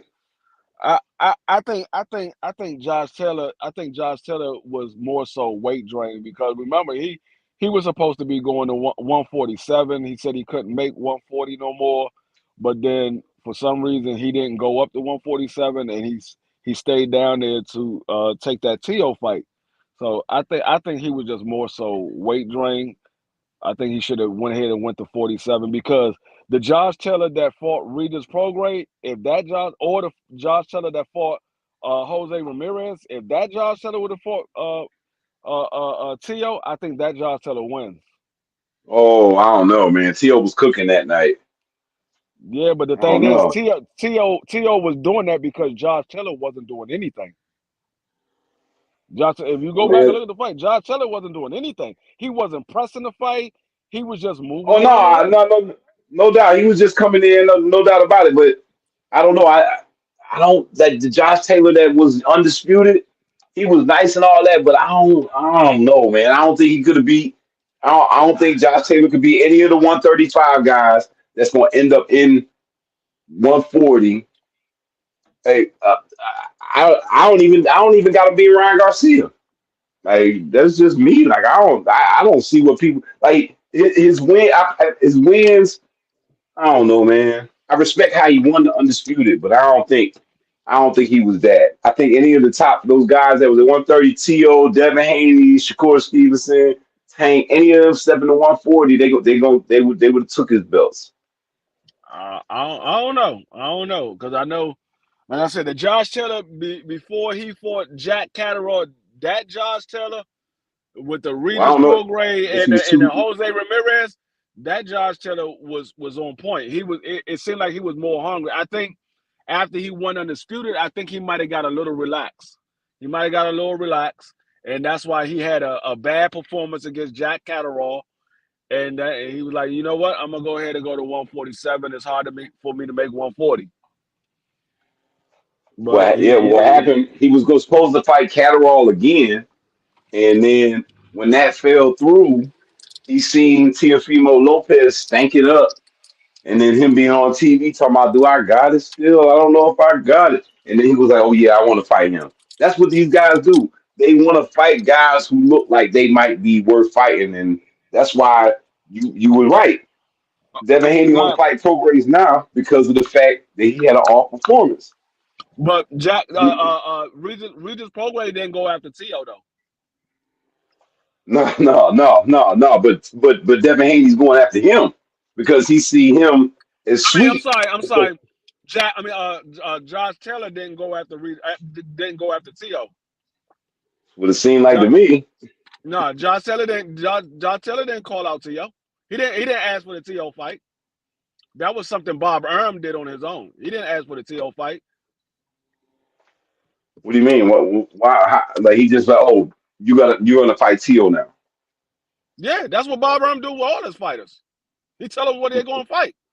They don't make a decision on who they're going to fight. They don't tell Bob Arum who they're going to fight. They can suggest who they want to fight. Bob Arum makes that fight. But I get what you're saying. But if Josh Taylor don't want to take that fight, he's not going to take that fight. And he wanted to take the fight because he saw T.O. as sweet. Because at 140 he didn't look the same as he did at 135. Josh Taylor wouldn't have took the T.O. fight. Josh Taylor would be still sitting in the house waiting on a fight. That's what Bob Arum he don't even know what weight he want to be. Well, what happened with the Catterall fight? Like he should have fought Catterall again. I think it was a money issue. I think it was money issue. What happened with the Jack Catterall fight? I think it had something to do with the money. I'm not 100%. I'm not 100% sure of what happened. Yeah, I just know it was there, then it fell through. That's all I remember hearing. Yeah, but shit, Bob Arum ain't got no problem putting your ass on the shelf and letting you just sit there. Look at Mikey Garcia. Mikey Garcia say, I want to fight this person. And Bob was like, no, you're going to fight him. Mikey's like, no, I'm not. He said, okay, sit your ass right there. Mikey sat right there until he was able to get out of his contract. Well, yeah, man, Bob on one. Like I feel like they all be on one, but Bob really on one. I was like, I don't think. Like I said, Josh Taylor didn't ask for the T.O. fight because he was like, man, this dude is a clown. I don't even respect him. Josh Taylor wasn't looking for that fight. I think Josh Taylor was more so upset because he was trying to get that fight with Bud Crawford. He was trying to go up and fight Bud Crawford at 147, but Bob was like, "Nah, you're not gonna fight him." And then Bud ended up leaving Top Rank, and so that fight, I think that might have been one of the reasons why he decided to stay at 140 because there was no title fight for him at 147. Because remember, he was undisputed, and he ended up dropping all the belts because he was waiting to fight Bud Crawford. And that fight, Bud Crawford ended up leaving Top Rank, and that fight never materialized. So he ended up sitting at 140 with only one belt, and he dropped all the other belts. Yeah, well, he really dropped all the belts to Catterall, if you ask me. But yeah, I believe he lost that fight. I believe he lost that fight. He landed 7 punches a round. He had one round where he only landed 3 punches. Yeah. And he got knocked down too. Yeah. So I'm like, I don't like. Okay, the only excuse maybe I could give him is the weight drain. But if not, man, I don't know. I think the boys that's moving up now into 140, they would have caught up to his ass. I They'd mean, have, it's they'd have like I caught said, up to him. I don't doubt anything because in the sport of boxing, anything can happen. So I'm not gonna say that none of those guys will be able to beat Josh Taylor. I just think it would have been a hard win against Josh Taylor. The Josh Taylor that was still hungry and had his head on straight. Because I think like I said, I think he was doing, and he actually he did say that. He said after he won undisputed, he was out partying and he Yeah, didn't take yeah, he didn't take Jack Catterall serious. He said he was out partying and stuff, and he didn't take Jack Catterall serious. So I think he might have just overlooked Jack Catterall, and he had a bad outing. But I think when he fought Tio, I think he might have just been too big for the weight because he was planning on moving to 47, and then he had to make 140 again. And I think he might have just been a little bit weight drained. I ain't gonna say he was completely weight drained, but he might have been a little weight drained, and it might have took a little something out of him because I never seen Josh Taylor look like that in a fight. And I'm not gonna say that it didn't have nothing to do with T.O. because T.O. put on a hell of a fight, but I think it had. I think Josh Taylor was a little. He wasn't all the way the Josh Taylor that I'm used to seeing. yeah. He no, I get what you're saying about that. I against Ramirez, Prograis, he was cooking. No doubt about that. He definitely was cooking. Both fights was close though. Yeah. Like Well, as not the much not as not he the Jose Ramirez, not the Jose Ramirez. well, the Prograis was dumb close, and that really that the only thing was that foo knockdown. You No, know. he no, he was beating the shit out of Ramirez. He was we sat there and called that fight. He was beating the shit out of Ramirez. We kept saying, "Down, Ramirez, why are you not fighting back? He's hitting you out when you're coming out of the clinch. He's throwing shots. You not doing nothing. He Yeah, took the fight away that's from." where Taylor was going off. The coming out the clinch was crazy, and Taylor Yeah, just took advantage of that every single time. It was wild. I remember that yeah, now. Yeah, yeah. yeah. It was like He it took. was like almost like he did nothing about it. He let that happen like almost every time. every single time, Yeah, and it's like, yo, Yeah, he bro, got rocked every off the single clinch. It time, was every crazy. single You time. remember that? yeah. Yeah. He took the fight away from Ramirez. It was like once he did that, it's like he took all Ramirez's heart. I'm like, dog, you ain't fighting. I'm used to the Mexican that likes to fight. You ain't fighting. What the hell are you doing? Because I was expecting it was gonna be Stolen a from him. nice close. I was looking for a close fight for undisputed. Both of them had two belts. I'm looking for it to be a close fight. Man, that man ain't do nothing. I'm like, dog, what the fuck is going on? You Yeah. just gonna let the man take your belt like this? All right. Yeah, Prograis definitely rumbled better, but that was a close fight though. So I'm not taking nothing from Prograis. I just think all the youngins that's coming up, moving up from 135. I just feel like them boys really different. They really different. I do believe Yeah. that. I just got to Hey, see I how believe they. they I just got different. to see how. I just got to see how they look at the weight class because we saw Tio his first fight at the weight class. He was in there. They put him in there with somebody to get his confidence up. He was in there with Campus, and they wanted him to get his Yeah, confidence because he had just took a bad. No, he took. I don't care what nobody say. Everybody say, Tio could beat Cambosos. No, he couldn't. Tio could not beat Cambosos because if he could have beat Cambosos, that man would have went for the rematch. Cambosos was like, I rematch him. He said, Nah, I'm going to 140. I'm not even staying in this weight class. I'm like, so you don't want your get back? You just want to lead a division like that? I really believe Cambosa took his heart, and that man was like, Nah, I'm going to 140. Uh, that's what I said. you They know. gave I they mean, they gave were talking about that before even Cambosis though. So like they were talking about he was talking about moving up because he was crying about making 135 before he even fought Lomachenko. He was crying about making 135. So like he was even saying before he fought Loma, like I, I could probably fight at 147. yeah, You know, man. So I don't. I want to say like you know how like with the But he Josh Taylor situation when he fought T.O., if like he might have been weight drained to the point like you know because a lot of people used to say no, like with Errol Spence and no. Bud, Errol was all weight drained out. You know what I'm I'm not gonna saying? say. I'm not I'm saying it's not. an excuse, but I'm just I'm saying not Josh gonna. Taylor might have been weight drained, and the same thing might have been with T.O. for Cambosis. It might have just been like, No. yo, I'm Nope. pushing it. Nope. Nope. Nope. Because if you remember, T.O. first fight at 140, what was his weight? I don't remember when he fought Campus. I don't remember. It was 137. He was 137, 2 pounds above 135, 3 pounds below 140. So if you was having a hard time of making 135, you'd have been closer to 140 than only being 2 pounds above 135. Well, I mean, you could throw in a lot of factors into that. I mean, he was going through a lot and probably didn't train as much as he should have. Sicknesses and all that other extra stuff. You could throw all that extra things in there why he didn't get up there. But like now, you know, basically he's at the limit. All the rest of the fights, he's been at the limit.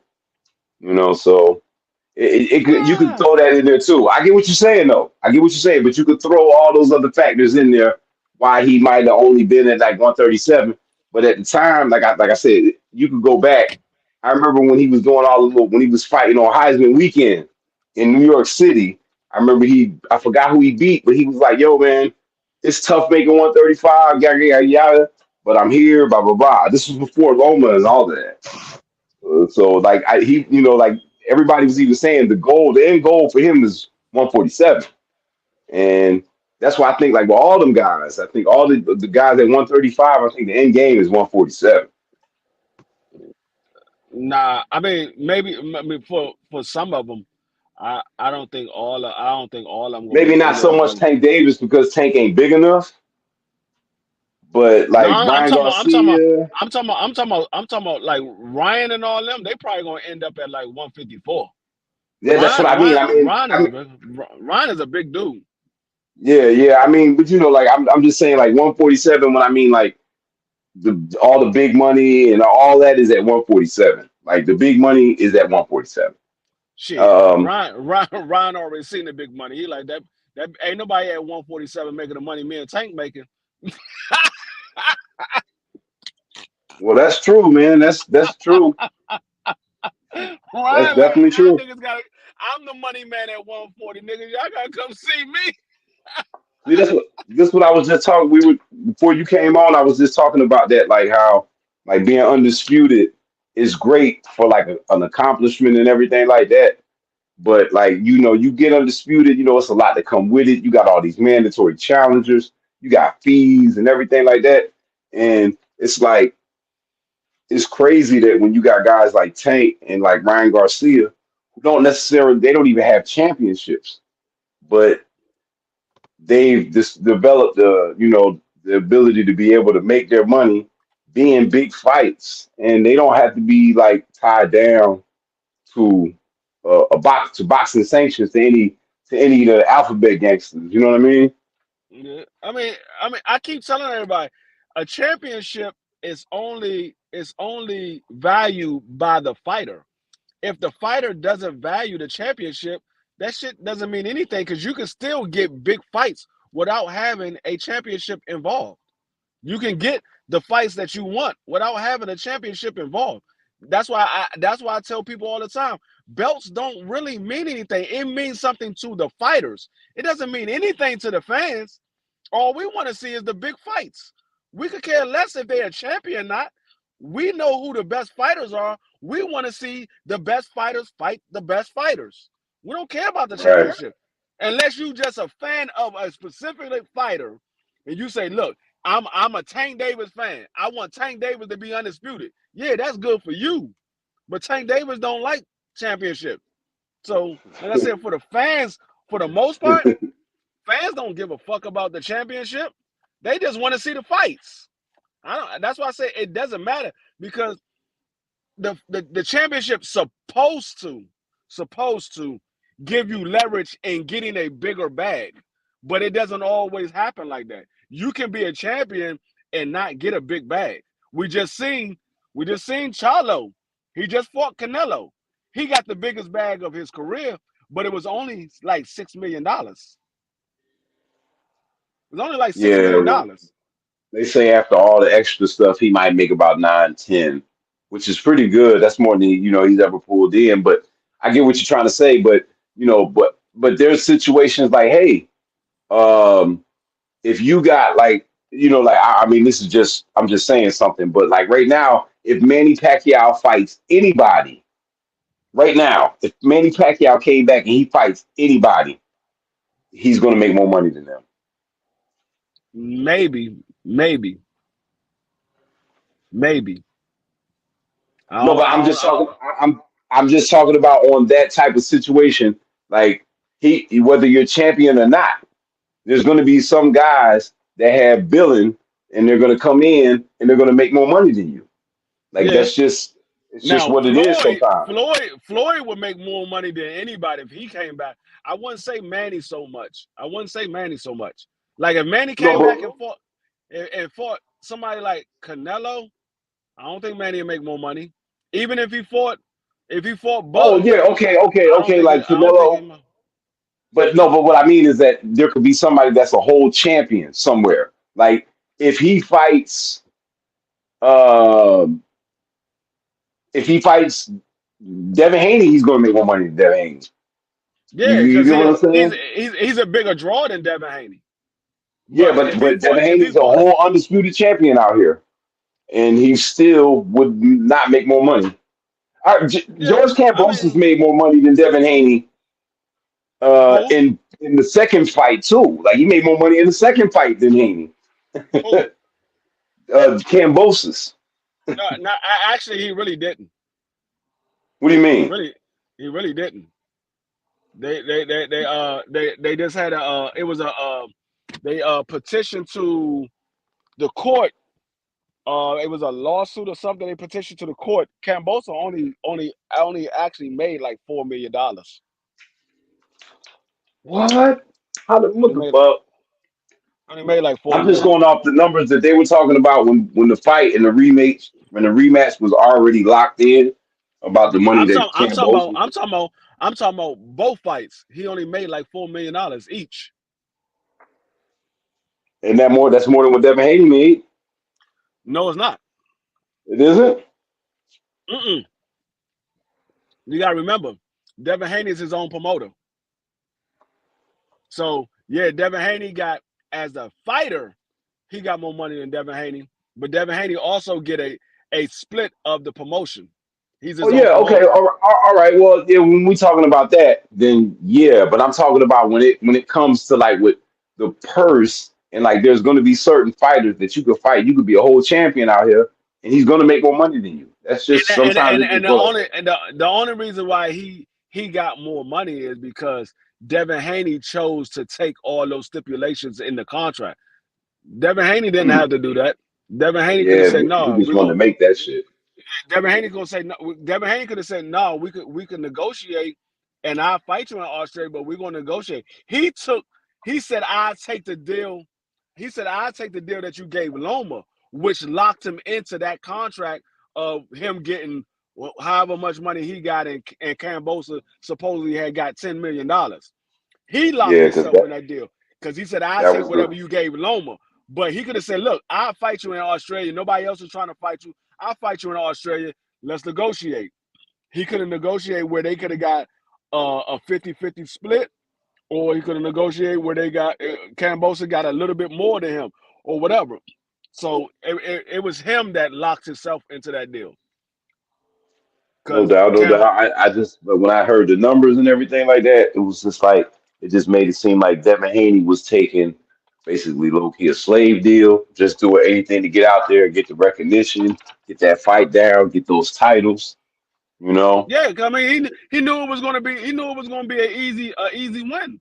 Everybody knew that Cambosa was not holding on to those belts long. If he would have fought Tank Davis, Lomachenko, Devin Haney, or if Shakur Stevenson would have came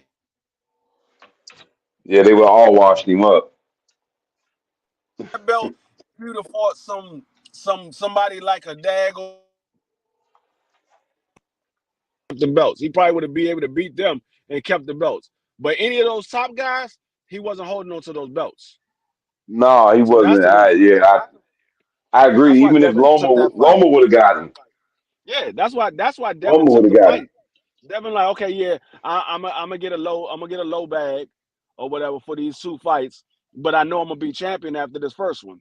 So that's the only reason why he took it. He knew he was going to beat him, and he was like, well, I'm already paid anyway. I take a pay cut just to get these two fights because he got paid more than Loma in that fight. He made more money than Loma did. Oh, Right. Makes sense. So yo, man, we were just talking about it, man. We think 140 is bubbling, man. Uh, yeah, 140 is really, really like in the next year or so. Like we feel like all who the y'all guys will think be Tank better. about the fight? Who y'all think Tank about the fight? Why is official already type shit?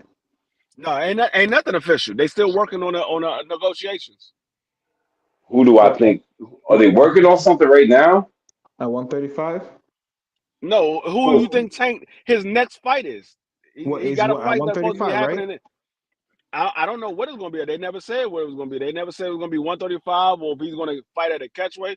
They never said. They just said his next fight. I'm just saying whatever his next fight is. Who y'all think is going to be? Uh, anyway, Hell no. I don't know. I haven't heard anything about Tank fighting. What, Tio? I mean there was rumors that it might be T.O., but Right. Tio. there's also rumors that it might be Keith Thurman. Oh, Keith Thurman. They said it. They said who the next fight that they have is going to make everybody be like, "Wow, I didn't see that shit coming," and they're not for a bad reason. That's what they said. Mm. So the only thing I can see, wow, I didn't see that shit coming. It would be somebody like a Keith Thurman or Jerron Bruce Ennis or some shit like that. Some shit that you just didn't see nowhere around because everybody's already speculating Pitbull Cruz, Gary Russell, and now T.O. I can see maybe they throw Keith Thurman in the mix. I mean, I That's don't know. crazy because well, where they gonna fight at? That'd be I mean, crazy. Like I they didn't can know. fight at a catchweight at 145. They was talking about that's what they was talking about. Bud Crawford and Tank Davis fight at a catchweight at 145. Whew, that is crazy. I tell you what, if Keith Thurman get in the ring with Tank, he better guard his body. Yeah, because I just I he just I showed. just saw I just saw Keith on Monday. He was out here. I just saw him on Monday. Spoke to him and everything. I Hmm. mean, I don't know how the fuck he making 147. That nigga look like he's every bit a good 170, 180 pounds. But he looked like he looked like he's in shape though. He got abs. He look like he don't. There's no fat. I ain't see no fat on him. But Hmm. I sat there and talked to him for like 20, 30 minutes. And I mean, he looked like he's in shape, but I don't know how the fuck he's making 147. I Yeah, don't and understand that then shit at all. when you get to when it gets to that, when you sitting here and you see that and you think about him fighting at 147 against Tank Davis or one whatever, 145, anything like that, like does it get to the point where like now I don't really know if I even want to see that because of Um, is I mean, what Keith Thurman was. I want to see it because I just saw him in there with Mario Barrio, and he went 12 rounds, and we saw Tank Davis stop Mario Barrio. Yeah. Tank, da- Tank Davis dropped Mario Barrio 3 times and stopped him, Yep. Yep. and we saw Mario Barrio hurt Keith Thurman. So Yeah. I want to see how that shit'll be, but I I don't really know. who he's going to fight. I know I don't want to see no goddamn monster anyway. I know that. Monster anyway gonna fuck around and get killed fucking with Tank Davis, moving up three, 4 weight classes to fight Tank Davis. He gonna get killed. Y'all go ahead and be like, oh, Monster anyway, he's a knockout. Yeah, but he ain't been in the ring with nobody nowhere near Tank Davis. I don't care whoever you pick the baddest nigga that Monster anyway fought. He ain't nowhere near Tank Davis. Wait, it's crazy, but I don't know. I don't know, maybe it might have been Eddie I just saw a daggone Nonito Donaire break Monster anyway face. He broke his face. Not to take nothing away from Nonito, but Nonito ain't hitting like no Tank Davis. That man broke his face. Literally broke his, I think it was his orbital bone, or was it his, I think it was his orbital bone. He broke his orbital bone or some shit like that.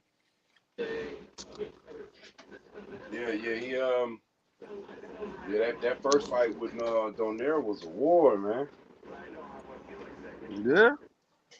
Nonito, like I said, I'm not taking nothing away from Nonito. He's a Hall of Famer, but he ain't hitting like no Tank Davis though. I don't see nobody. Man. I don't see nobody in those lower weight classes. Anybody under 140 and down, I don't see none of them hitting like Tank Davis. Shit, it might be. I mean, you could arguably say under 147 and down. Man, Tank Davis might be pound for pound the biggest puncher in boxing. Yeah, I wouldn't doubt that, because I heard what Sean Porter said about Tank Davis. I heard what Sean Porter said, and I know Tank Davis whooped on Sean Porter because that man was like, that was a good scrap. That was a good, but it's the way he said it. Usually when people say that means the nigga put it on you. He said you get your ass handed to you. Right. It was a good usually when you say you're like how was it sparring Tank Davis? Oh yeah, that was a good scrap. That man can box. That man can box. Usually when you say some shit like that, that nigga just got finished whooping your ass in sparring. I've been around boxing long enough to know. Usually somebody who just got finished whooping your ass that you wasn't expecting. He definitely can hurt anybody from 130 to 147. I truly believe that. Yeah, I think anybody 147 and down, maybe 154, but definitely 147 and down. I think Tank Davis will put them to sleep. Anybody, I don't care who you are. I think facts. I think Tank Davis will put you to sleep. 147 and down, maybe 54. Yeah. Yeah, because anything under 147 is like after the day after the weigh-in fight night, boy's gonna be hefty. Yeah. Like how? Damn. Like what? Tank like 5'5.5" or something like that. Man, Tank shorter shit. Tank's like 5'6". See, like the thing is, Tank Davis, Manny Pacquiao, and Monster Inoue are all the exact same size. They both the same. They're all three the same height, same arm reach. The only difference is the weight. All three of them exactly the same size. The only difference is the weight. So I can see Tank possibly going to 47 at some point. I just don't think he will, because he don't like the way he felt at 140. He was like, nah, that's too much for me. So if the fighter said that was too much for him, I gotta believe that man. He definitely said that. He said that after he fought Barrios. Yep, and he had just got finished knocking Barrios out, and he was like, man, I'm not gonna stay at 140. That was too much for me. He definitely said that. And so if he just say that after dropping the dude 3 times and stopping him, then it must mean that he just didn't like the way he felt at that weight. So I got to take that man at his word. He just got finished winning. Why would he lie? He just got finished winning. Facts. I totally agree, man. Tank's the boogeyman in all of those weight classes when it's all Yeah, said and done. yeah, that's already established. No, do y'all know that ain't nobody called out Tank Davis since the Ryan I Garcia but fight? I don't know, man. Yeah, you're right, but Yeah, yeah, I yeah, yeah, mean, yeah, yeah. it No, all depends. no. I mean, I See, see him and Shakur Stevenson online talking trash to each other sometimes. this is how you know Tank Davis is a boogeyman. This is how you know he's a boogeyman. When Floyd Mayweather was the money man, everybody was trying to fight Floyd Mayweather. When Canelo Alvarez is still the money man, everybody is trying to fight Canelo Alvarez. Tank 140 the money and man, and don't down, nobody want to fight him. ain't nobody trying to fight that man. Ain't nobody calling him Yeah, out. Tank the Nothing. money You don't hear man. nobody going after Tank Davis. You don't hear nobody going after him. This man just got Ryan Garcia $30 million. You don't hear nobody say, "Hey, I want to fight Tank. I'll beat Tank ass." Ryan wasn't good as me. I beat Tank. You don't hear nobody saying that. Even if you don't believe the shit, you know that this man is the Yeah. money man. He's gonna get you paid. Why are you not trying to go after him? That's what I don't understand. Because the grass ain't greener on the other side. Like I told people on my dad on Clarence live stream today. I fight Floyd tomorrow. You like fighting YouTubers? I fight you.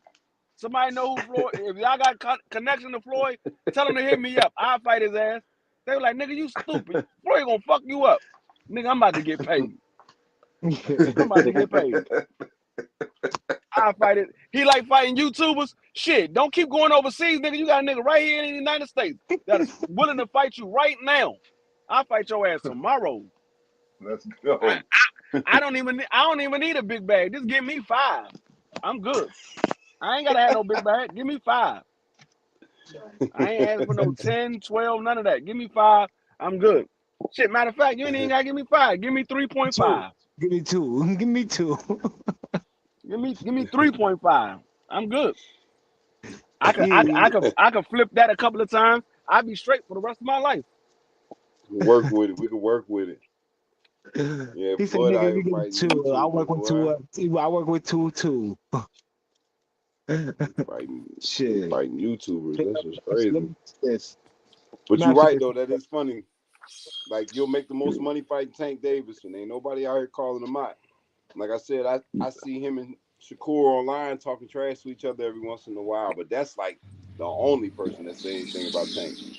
Nobody like Shakur said, yeah, when me and Tank Davis fight down the line, that's the Super Bowl fight. He's like, yeah, Yeah, me and Devin, we this, we that. But me and Tank Davis, that's the Super Bowl. That's down the line. That's not gonna happen right now. That's gonna take some time to make.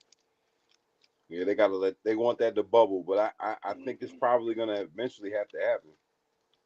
No, like I said, I don't understand.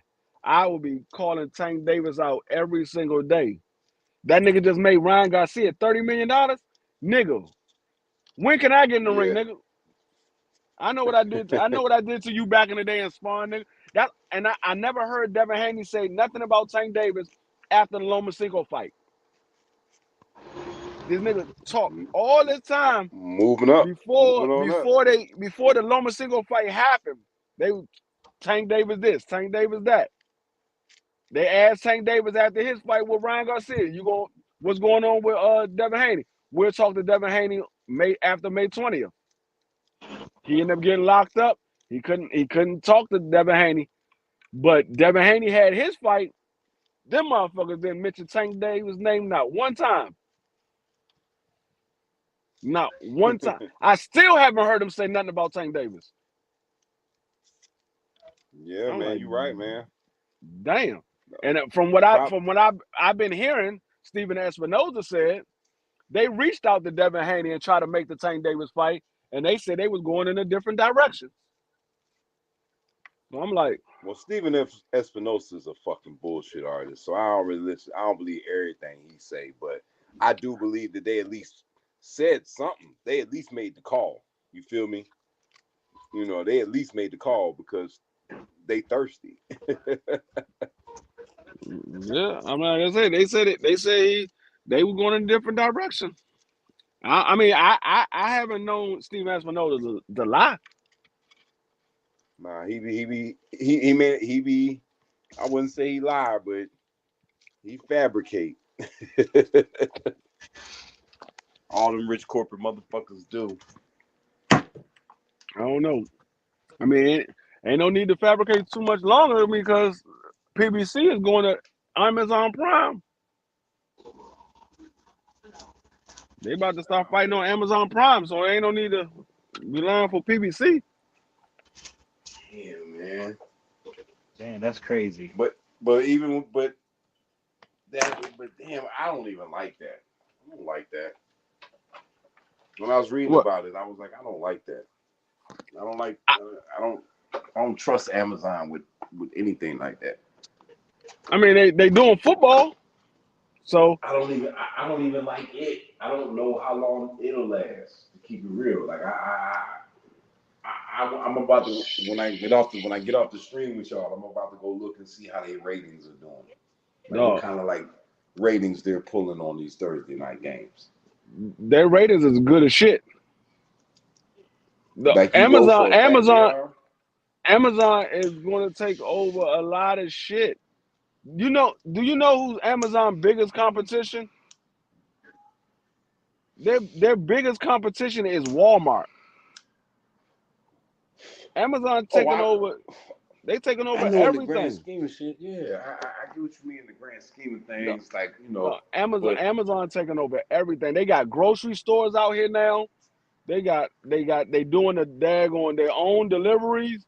These niggas doing 24-hour deliveries. They taking over everything. I'm trying to tell you, Amazon gonna be pretty soon. You're gonna be having daggone Amazon doing cell phones. Yeah, man. Like Amazon gonna be doing cell phones Bezos pretty is soon. the biggest the greatest middleman of all time. You know what I'm saying? Jeff Bezos is a monster. He the biggest middleman ever. He reach out to everybody else and be like, oh, you can't get it? Oh, I'll go talk to him. I get it for you. He the greatest middleman of all time. Respect to his game, but he would have been streaming site Prime, Amazon Prime is ass. shit. He would have been the owner of the Washington Commanders if it wasn't for the fact that him and Daniel Snyder didn't get along. Daniel Snyder didn't want to sell the team to him. Yeah, well, it the streaming site is not all that. So I just wonder if they're gonna be doing it off of that, how good it'll be, what kind of promotion they're gonna really put. Because Showtime, they love championship boxing, man. Because it's like that shit's like a part of it. Like Showtime they don't really want to let that go. And I think It's almost like how it was almost like how HBO was back in the days, man. HBO was the the way shit. Showtime treated, yeah, man. And I think like you try to put PBC on all these other stations and all these other networks, and it just don't seem right. I tell you what, and it just don't ain't seem to nobody last going like that. ain't nobody gonna promote the fight better than Amazon. Amazon is everywhere. Every time you turn on the TV, you see an Amazon commercial. I feel like but that it don't might mean end up everybody is all on the stream. like what was that shit? What Buck Crawford did? What was that fucking stream shit he did? BLK Prime? Yeah. That's BLK. That ain't Amazon. No, I feel you. But I feel like like you see how the quality, like I won't say like the quality, but like like how everything's set up. Yeah, I feel like I don't know how they're gonna able to pull that off so good. You feel me? No, you talking about a multi-billion-dollar company, not no couple of million, multi-billion-dollar company.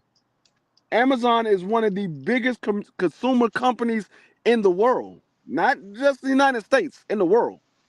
Yeah, no doubt. They multi-billion. They got enough money to make sure everything runs smooth. There ain't gonna be no hiccups. None of that. You can have the budget, and they still could fuck it up. Like a lot of it's a sensitive thing. Like the handling boxing, man. And like sometimes like these other little networks and these other networks, they try to jump on it and try to just like basically ride a wave type, you know what I mean? And it don't I put it always this usually way. don't always work out. I put it this way. NFL used to be on ESPN and it was on the NFL Network on Thursday Night Footballs last year, right?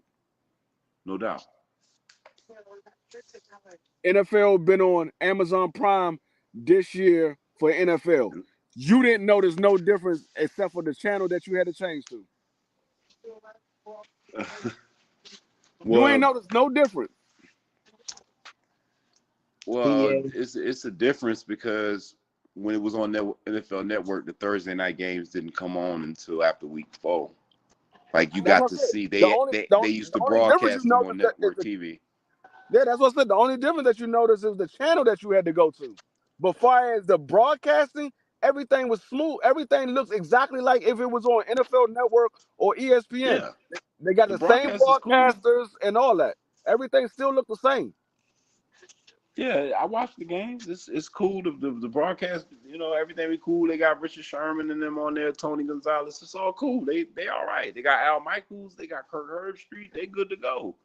Yeah, but it's just, but I just wonder, like, when it comes to stuff like boxing, like it's going to be the same thing. Like when usually when companies take over other companies, or they transition into another company, they don't change the format. They just change the management. Like it's just a different broadcasting, a different network that they're going to.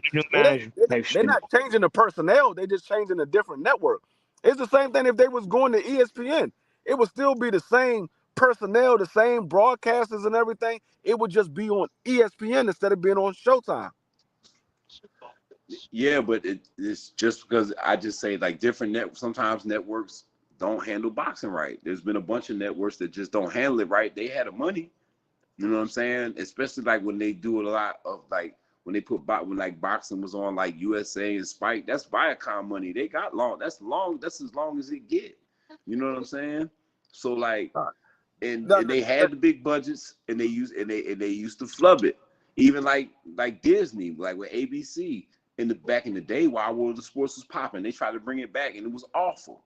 Like because they just didn't know how to handle doing boxing promotions.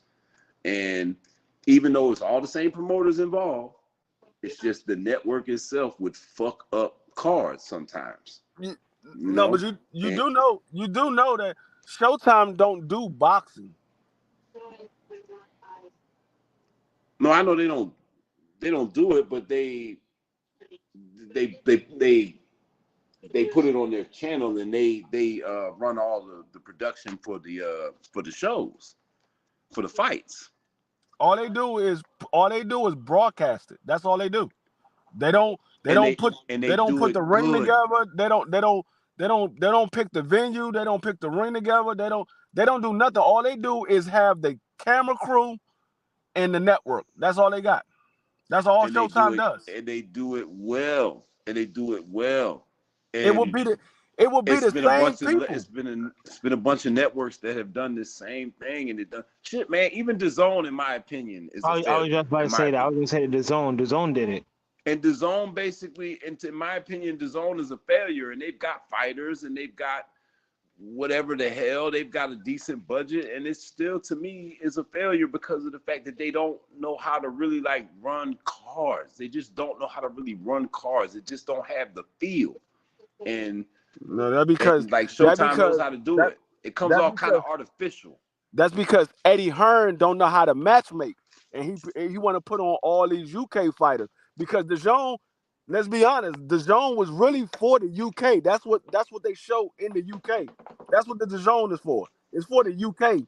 So he want to broadcast all of the UK fighters in the United States so they can get some exposure because they know that's where all the money is in the United States. So he's trying to broadcast his UK fighters. Ain't nothing changed with DAZN. DAZN's always been like that. That's how it's always been. But when it comes to Amazon it ain't Prime, HBO, that's for damn sure. Amazon Prime been doing TV and sports for a while now. The only thing they haven't done is football and boxing, and now they got football, and they will have boxing soon. Yeah, I mean, I'm optimistic because I feel like, bigger budgets, and if they're involved in promotions, then you get better fights and all that other stuff like that, big fights. But like I said, I just wonder if it can be ran smoothly on a new network that's just like, I feel like people just try to jump on Man, and ride a wave. I hope it go good. I do, because more people No, will see boxing. y'all That's what I not, like want. I said, y'all ain't gonna miss nothing except for the listen, fact that it doesn't say Showtime, it says Amazon Prime. That's the only difference. listen, Y'all ain't gonna notice nothing different except the fact that man, it's on Amazon Prime and not Showtime. man, fuck Well, I that. tell you Let this. the Saudis take over this shit. Everything's gonna be better. Oh hell, now here you Like I go. said, when I look at I literally I watch football every single time it's on TV, and I'm looking at Thursday night football, and the only difference that I noticed was the fact that it was on Amazon Prime. It does nothing about it looks different.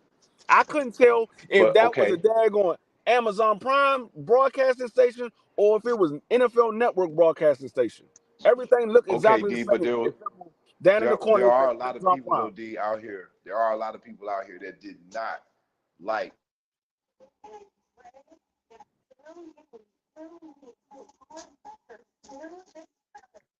it's still football and it's still the teams you want to see, but a lot of people just didn't like the production of the whole package of the games. And the zone is the same thing. Like, I don't like their commentators What and you talking about? the What way game? that What football game you talking about? I'm talking about the NFL Network, the way that they did Thursday night football. A lot of people didn't like it. Like, you know what I'm saying? The network, the ratings, like, you can go check it out. Like, a lot of people didn't like Thursday night football on NFL Network. Like, they didn't like it. Like, even though it's NFL football and you watching it, but they didn't like the production. They didn't like the commentators. They didn't like the way the production was. They just didn't like it. I So mean, I like, don't know. there's Are you so trying to say it's the same thing with the zone? Like the zone commentators the is same ass. thing. You got the fighters. You got fighters. Like, you got fighters that people want to see. That's what's up. But the way that they produce it, the way that it's ran, the way the commentators, Put it this it way, don't click. it's almost like you watching a, let's say you're watching a UK fight. The UK fight is gonna be on their network, BK Sports, whatever the fuck it is, and we're gonna have it here on ESPN Plus or whatever. The commentary for us is gonna be dope as fuck. Or if it's on Showtime here, whatever, it's gonna be dope as fuck. But they commentating and it's gonna be like, damn, yeah, the production's alright. Commentary suck. Nah, and they don't change the commentator. Or even like between the fights, like we seen like fights happen, and after the fight is over, ain't shit happening, ain't talking about shit. It's just showing the ring, ain't no one talking. Yeah, We've seen that shit a couple times. yeah, but that's the zone. That's ran by Matchroom. Matchroom put all that stuff on. That's ran by Matchroom. PBC is the one that's doing everything on Showtime. So it's going to be the same commentators that you see on Showtime. It's going to be the same people. Everything is going to be the same. The only difference is the network. That's the only difference. Y'all see what I'm talking about. No, I'm hoping for it because, like I said, it's Amazon, so I'm hoping that it gets more exposure. Boxing gets more exposure, people get to see it. I'm all for that. I just hope they do it right because I'm telling you, it just don't be having. It don't have the same feel. When I watch Showtime, the way that they do it, and back in the day, the way HBO used to do it, it just, and then and then I sit back and like I said, I think about, like, back in the day, USA had it, but they tried to bring it back and it was whack. Like Spike, they had boxing and it was whack. I mean, And then, like, and so, like, I think about those type of situations. I hope Amazon don't do it like that. You got the fighters, you got the promotions, but you just not producing. The production ain't right. I think just recently TNT started doing boxing. Did they? who? Yeah, TNT. TNT? TNT been doing boxing. They ain't just started doing boxing. They've been doing boxing. They were Yeah, doing boxing for a long time ago. They stopped, and now they back doing it again. They've been doing boxing. yeah, TNT. Yeah, they was Yeah, doing but that's what I'm boxing. saying. They just did a fight that I'm like, oh shit, this is on TNT. I forgot what fight it was. Yeah, they had stopped, but because they was competing with ESPN and Fox, so they stopped. But they've been doing boxing. Yeah, TNT's been doing boxing for a long time. Yeah, they stopped for a while too. But yeah, man, like I just that's all I'm hoping for. I hope the Amazon shit pop off and it's just right. And it And just it's a seamless transition. That's what I'm hoping for. shit, I'm hoping I I get the pretty much same watch feels. everything through Amazon anyway. The only thing that I don't watch through Amazon is live TV, except for on Thursday nights. I watch Thursday night football, but I got YouTube TV, so all my live TV is through YouTube TV. But all my movies, I don't watch Netflix or none of that. I be watching Amazon Prime. They pretty much got the same movies that Netflix got. Netflix might have some older movies, but for the most part, they pretty much got the same movies that Netflix got. I watch everything through Amazon Prime anyway. No, I tell you, Amazon is like if you want to watch some retro shit, Amazon is the actual streaming site. I got all of them. And when it comes to the good retro movies, Amazon got them booked. I mean, But the one thing, it's some shows that Amazon don't got that Netflix got, and it's like old movies that I was looking for that Amazon didn't have. Or Um, like or Netflix originals and shit like that. yeah, like well, I'ma Amazon get got you originals. sucker. I was looking for I'ma get you sucker. Amazon didn't have it. I found it on Netflix. Oh yeah, and that's the other thing that's crazy about Prime. Prime's the only streaming site that has like the links to like rent and buy other things from other Yeah. companies Uh, and shit like Like, that. but Amazon, like I said, Amazon got a lot of they got a lot of shit. Like I have no complaints about Amazon. I don't have no complaints. No, I mean it's cool. I don't know, man. I just wonder, like, cause like I said, he's just a rich dude. You know what I mean? And it's like whatever the wave is, they grab onto it and they got the money to throw at it. You know, and just wonder, are you going to take it seriously and treat it like, you know, boxing is the best sport in the world because it is, or are you just going to be like, just put it to the side, give it a minimal budget, and just, you know, I mean, shit, who knows? don't promote it properly? We might get bigger fights through Amazon because they got money. That's what I'm hoping for. They got That's what money. I'm hoping for. Disney got money too, and they play sometimes. Who? You know, I said Disney got money too, and they play sometimes. Like even sometimes ESPN don't be running cards right. You said Disney. Yeah, that's ESPN. Oh, they it's not that they be playing. Bob Arum don't want to pay no money to these fighters. Bob Arum ain't trying to pay for these damn fighters. You saw he was about to let I'm taking it all with me. no, he was about to let Sean Porter and Bud Crawford go to a purse bid for $10 million. All they wanted was 10 million. Bud gets 6 and Sean get 4. He was about to make that shit go to purse bid for 10 fucking million. Yeah, for his so-called like his money fighters too. That's pretty wild. Yeah. That's like I said, that's Bob Arum old cheap ass. He just don't want to pay nobody. Yeah, man. So that's why like it kind of fucks things up. Like Showtime, they remind me of HBO. Like everything just was cool. They ran smooth. They had everything together, and that's why it lasted so long. Like if you notice, like it's not a lot of like boxing networks that just continuously pump out boxing. Like they'll have it for a good long time and they stop and then it comes back again. But like Showtime has actually been able to maintain it. And just like HBO had a long stretch. When I think about long stretches like that, that's what I'm trying to it's tell hard you. to accomplish. That's what I'm trying to tell you. A lot of those like Showtime, they merge with Paramount because Amazon is putting a lot of these places out of business. Amazon's putting them out of business because Stars and all that stuff, that's on Amazon Prime. Where you watch Power, that shit is on Amazon Prime. Yeah, I got all that. Yeah, all that shit is. That shit is on Amazon Prime. Amazon's putting a lot of these companies out of business. Pretty My bad, my phone died. yeah. Yeah, pretty soon Amazon is gonna be where you go to for everything. Like I said, you go online looking for shit, you get it from Amazon. You they got motherfucking grocery stores out here now. You going for grocery shopping, you get it from Amazon. Like I said, Amazon about to put a lot of these companies out of business. Yeah, I feel you, man. But like I said, but you know what you get what we trying to say, like how it could go bad, like, or it could just be like they just trying to snatch and Yeah, grab, move it, on from it 3 or 4 years, and I be mean, jumping on yeah, the next new wave. it could, but I think if it was going to go bad, I think they would have already had some hiccups in the other sporting events that they do. They would have already had some hiccups. You would have seen it somewhere already.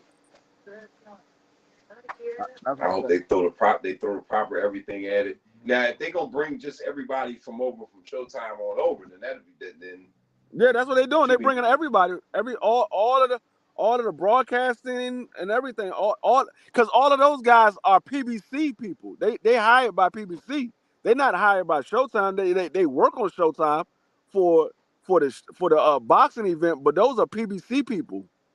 They're not hired just for Showtime. They're hired by I PBC thought to be their PBC. broadcaster. I thought PBC had their guy. Like they got one guy, and I thought Showtime's crew was their actual crew. You talking about Tom Brown, the promoter. Wait. The play-by-play guy. You talking about Al Heyman? No. I'm talking about like the commentators. I Al thought PBC Bernstein. had the one You guy. got Sean Porter, uh, Abner Mares. All it's a bunch of guys. It's like 10 guys. That's not Showtime. No, Those that's aren't not Showtime Showtime. guys. That's not Showtime. That's PBC. Because when I watch PBC, like they usually like the PBC fights, it'd be just the one guy, he'd just be by himself. He don't have nobody with him. I'm talking about for play-by-play. I can't remember his name off the top of my head, but like he called PBC fights on like Fox. He called the PBC. You talking about the play-by-play guy? He'd be by himself. He don't have nobody with him. Yeah, I'm not talking about that. I'm talking about the commentators. Oh no, yeah, that's why I was wondering if he does that when they do PBC fights. They only had one commentator. I was wondering. No, the commentators are the same guys, Sean Porter and all those guys. Those are the same guys. Those are commentators. Like they have the Spanish ones, they have the American ones that we normally see. It's like 4 of them. It's Abner Mares. That's all PBC. Those are all PBC guys. That's crazy. I thought that was Showtime's crew. No, they just working on the Showtime broadcasting. Those are all PBC guys. Wow. Like all those people work. They're hired by PBC to handle the broadcasting for the event. They only work for that event. They don't have no other shows. They only work for the boxing event. That's PBC. Showtime only do boxing events with PBC. Those are PBC guys. That's why if you look at the former boxers, those was boxers from PBC. Oh yeah, no doubt. I just look at it like the way, because when I think about how like when HBO, you know what I'm saying, fell out and Oscar went to the zone, you know, he didn't take. Yeah, just like Tim Bradley and all those guys. Tim Bradley and all those guys doing the top ranked cards. Those are top ranked commentators for ESPN. Those and so they're not ESPN Sean guys. Porter. Those are PBC commentators for Showtime. But ESPN fired Andre Ward, not Top Rank. Andre Ward?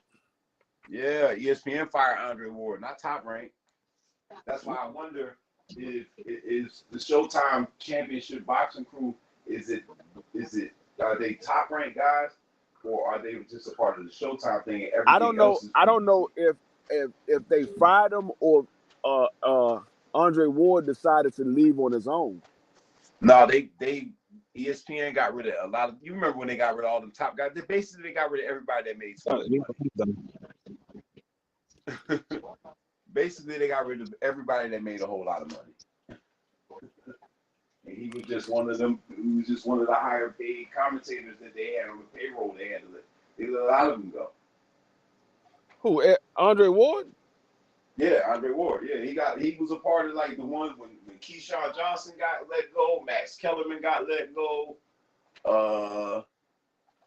When what's her name? Susie Colbert got let go. All of them, when they let go, all them big time commentators over at ESPN, he was a part of that cut.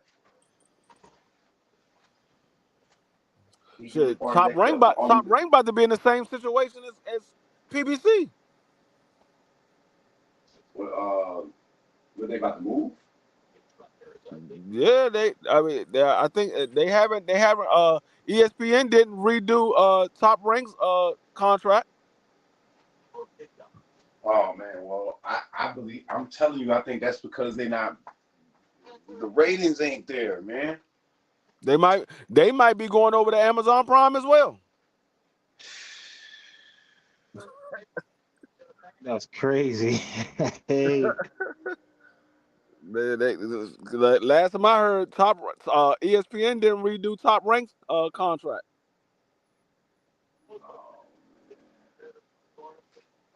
That's crazy.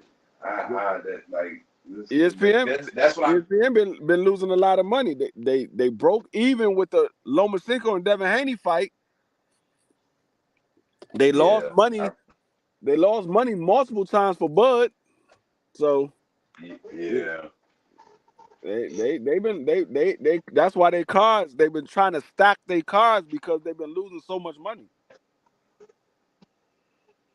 But yo, I'm all about to cut those prospects on there, so people watch the fight. You heard? I'm about to cut this stream soon. So look, I wanted to wrap real quick. Yo, D Free, what you think about the undisputed fight? What's gonna happen in December? Which undisputed fight? Fury Usyk. I don't think it's gonna happen. I'm in the same boat. I'm in the same boat. Thank you. I agree. I finally agree with you, my good dear friend D Free. I need to turn my camera on for this one. I agree with you. I fucking agree with you. Okay, that shit ain't happening. Shit ain't happening. How the fuck you gonna fight Ngannou and they go ahead and fight in December? Come on. Yeah, he not fighting no goddamn Usyk. I mean, Usyk. I mean, if he was gonna fight Usyk, he would have took the 70% that Usyk said he could have. He said he wanted 70 and Usyk take 30. Usyk said fine. He said, "Nah, I'm gonna go fight Francis Ngannou." But then again, like I said, but that could be for the cash grab, dude. That could just be for the cash grab. I mean, I don't know. Maybe, I mean, he might have a change of heart knowing that Usyk got hurt to the body, but shit, this ain't the first time that Usyk got hurt to the body. He should have took it anyway. Come on. No, I feel with that one, but come on now. We all know Tyson Fury is taking this fight because of what happened with him with Daniel Dubois. Yeah, he got hurt to the body. That's why he's gonna fight him now. That's the only reason he wanted to fight him. If he would take it, is because he saw Daniel Dubois hurt Usyk to the body. He was like, oh, he don't like body shot. I take it now. Yep. Absolutely. But I don't know, man. I think it's gonna happen. Y'all got to be more optimistic. And I believe it when I see it. The same way I was with Earl Spence and Bud Crawford. I said I believe it when I see it. That's exactly what I said. Man, y'all terrible, man. I see it when I believe it. I don't believe nothing what comes out of that fucking gypsy mouth. Hey man, like they got high hopes for it this time. They said the fight was signed, but then Tyson Fury come out on Twitter and said, "I'm not fighting Usyk." So which one is it? Is it signed or he not fighting? Which one is it? That's why I said I believe it when I see it. Is he really saying that shit? Is he really saying that shit? Well, he did it the first time when it was supposed to be signed. He did that the first time. I'm trying to figure out how was the fight signed, and he's already training to fight Francis Ngannou. When do he have time to negotiate a fight with Usyk? And I know it wasn't a contract already drawn up because he said no to the fight. So they never maybe they did go back to that. Maybe they just did go back to the last one that they had negotiated and tweaked it a little bit and was like, all right, we can work with that. Maybe that happened. Who knows? They never. I mean, but the thing is, they never drew up a contract for it. So you got to make sure everything is in the contract that he wants. Listen, you already know Usyk don't give a fuck what it is. Yeah, I know Usyk don't give a like fuck. that. Yeah, he just ready. He just want to fight the dude. I respect. I do think Fury was ducking him, but like I said, now I think he more game to fight him because he saw what happened with Dubois. But I do think he could. I think he can fight Ngannou and still fight Usyk though. Eddie's saying that it seems out of the question for him to be able to do that. I think he can do it. I don't know. We'll see. I think Ngannou ain't nothing but a glorified sparring match. So I know AJ better get his ducking ass in the ring with Wilder or just go ahead and retire. I don't want to see him in there with nobody else. Yeah, because I'm hearing talk that Wilder's, sent him shit, but he ain't really trying to fight Wilder. Yeah, that's what I'm saying. Either he get his ducking ass in there with Wilder or go ahead and retire. I don't want to see you fight nobody. Yeah, because that's the word on the street that Wilder's trying to fight him, but he ain't trying to fight Wilder. Wilder been trying to fight AJ for the past 6-7 years, and AJ won't fight him.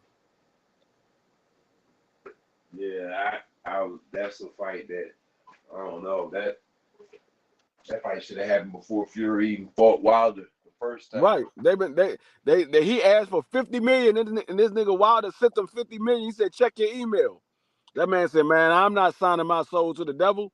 Nigga, you just said you wanted $50 million. You didn't think he had that much money. That's what it was. You thought you were gonna say $50 million. He gonna be like, man, fuck that shit. I ain't got that much money. That man called your bluff, and you was like, man, I'm not selling my soul to the devil. They should have found a way to make that happen, man. I mean, this still can happen. It's just I don't like the fact that that's how you know. That's how you know somebody's scared when a nigga say, "Hey, you want to bet on the fight?" I'm like, "Yeah, we can bet. What you want to bet? Let's bet 1,000. Bet." Nah, man, I'm just playing, man. I ain't trying to bet that.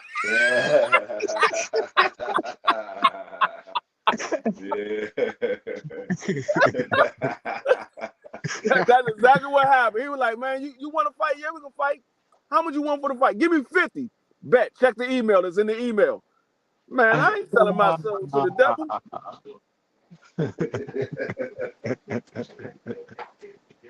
Yeah. Pull that man car real quick. No, I don't know, man. I always thought the reason why they didn't fight was because AJ just was like, come over here. Come over here. Come over here. Come over here. No, I'm not coming over there. No, come over here. That's what I always thought the reason why it really didn't happen. Man, that man Wilder was willing to take anything. They wanted to get Wilder. Was he willing to go over there? He was over there. That's what I wanted. He was over there. No, but I mean fight over there. That's what I'm saying. It's the difference. Yes, he was over there. He was going to fight in Dubois. The Saudis wanted him. I'm talking about fight AJ in the UK. That's what when AJ had the 3 straps and Wilder had the WBC. Yes, Wilder said, yeah, I'll fight you wherever you want to fight at. He said, we're going to give you a flat fee of 12 million or 15 million. Wilder said, nah. And they was like, well, we're not giving you no split. We're giving you a flat fee. Wilder said, fuck it. I'll take the flat fee. And they said, nah. He was willing to do whatever they asked for. They wanted to give him a flat fee. He said, I'll take it.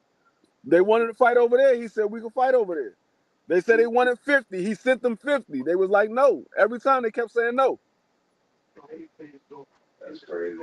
I always thought it was a bunch of. I know money is always one of the main things, but I don't know, man. That fight should have been happening. I didn't gave up hope on that. And Eddie keeps saying the Saudis is gonna make it happen because they're gonna overpay, and that's the only way it's gonna happen. Yeah, I mean, like I said, Wilder don't have no home turf outside of just you say the United States. He don't have no home turf where he fights on a regular basis. The closest thing to Tyson, to Wilder fighting on a regular basis is fighting in New York at the Barcade. That's about the closest thing to him having a home turf. You don't have no home turf. Well, I mean, Vegas basically is going to be that if it's him fighting in a big championship fight. They don't want it in Vegas. Whether he do not. He just got finished fighting Usyk in Saudi Arabia. Yeah, because that's what I mean. That's what we talk about. Those kind of fights get made because the Saudis are willing to overpay. Yeah, that's exactly what I was saying. Like the Saudi the fight with him and Joshua, that would definitely be made in Saudi Arabia. Yeah, it was supposed to be made in Saudi Arabia. Saudi Arabia was putting that together. Not only would be made in Saudi Arabia, and it's also neutral turf. Yeah, the Saudis was putting that on. They was paying for that. That's why Wilder had went over there and it was in Dubai talking to them. The Saudis was putting that on. Yeah, because it's no way I feel like the money that like Joshua. I know Eddie Hearn and them be hating to give him that bread. That they got to drop him like 20, 30, 40 every time he fight, no matter who he fight. Nah, he ain't getting that much money. So imagine he ain't getting that much money. Make more money than anybody, man. You said AJ making who? Per fight, like AJ make like more money than anybody. Like no, he don't. Boxing. No, he don't. All no, right. He don't. Yeah, you better go check that book again. No, he don't. I ain't talking about no streams and none of that other stuff like that. I ain't talking about pay-per-view revenue. I'm talking about like purse. AJ make more money than like everybody. No, he don't. No, he don't. Like I said, you better go check his purses again. No, he don't. He got paid big money for certain fights, not every fight. He didn't make the money that Tyson Fury and Wilder made.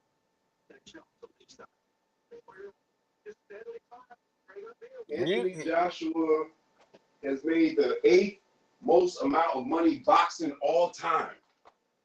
8th most all time. Nobody's fucking with that that's fighting right now, bro. Dog, you said 8th most all time. All time. 8th most all time in boxing earners. According to who? 8. According to who? I'm looking at it right now online. I said according to who? On sportsbrief.com. They have ranked the top 10 list of highest paid boxers of all time. AJ is 7th. He's behind Floyd Mayweather. He's behind Floyd Mayweather, Manny Pacquiao, Canelo Alvarez, Conor McGregor, Oscar De La Hoya, and Lennox Lewis.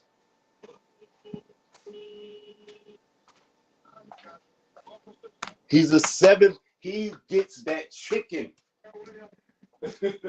He gets that mocha. He make more money per fight than anybody out there.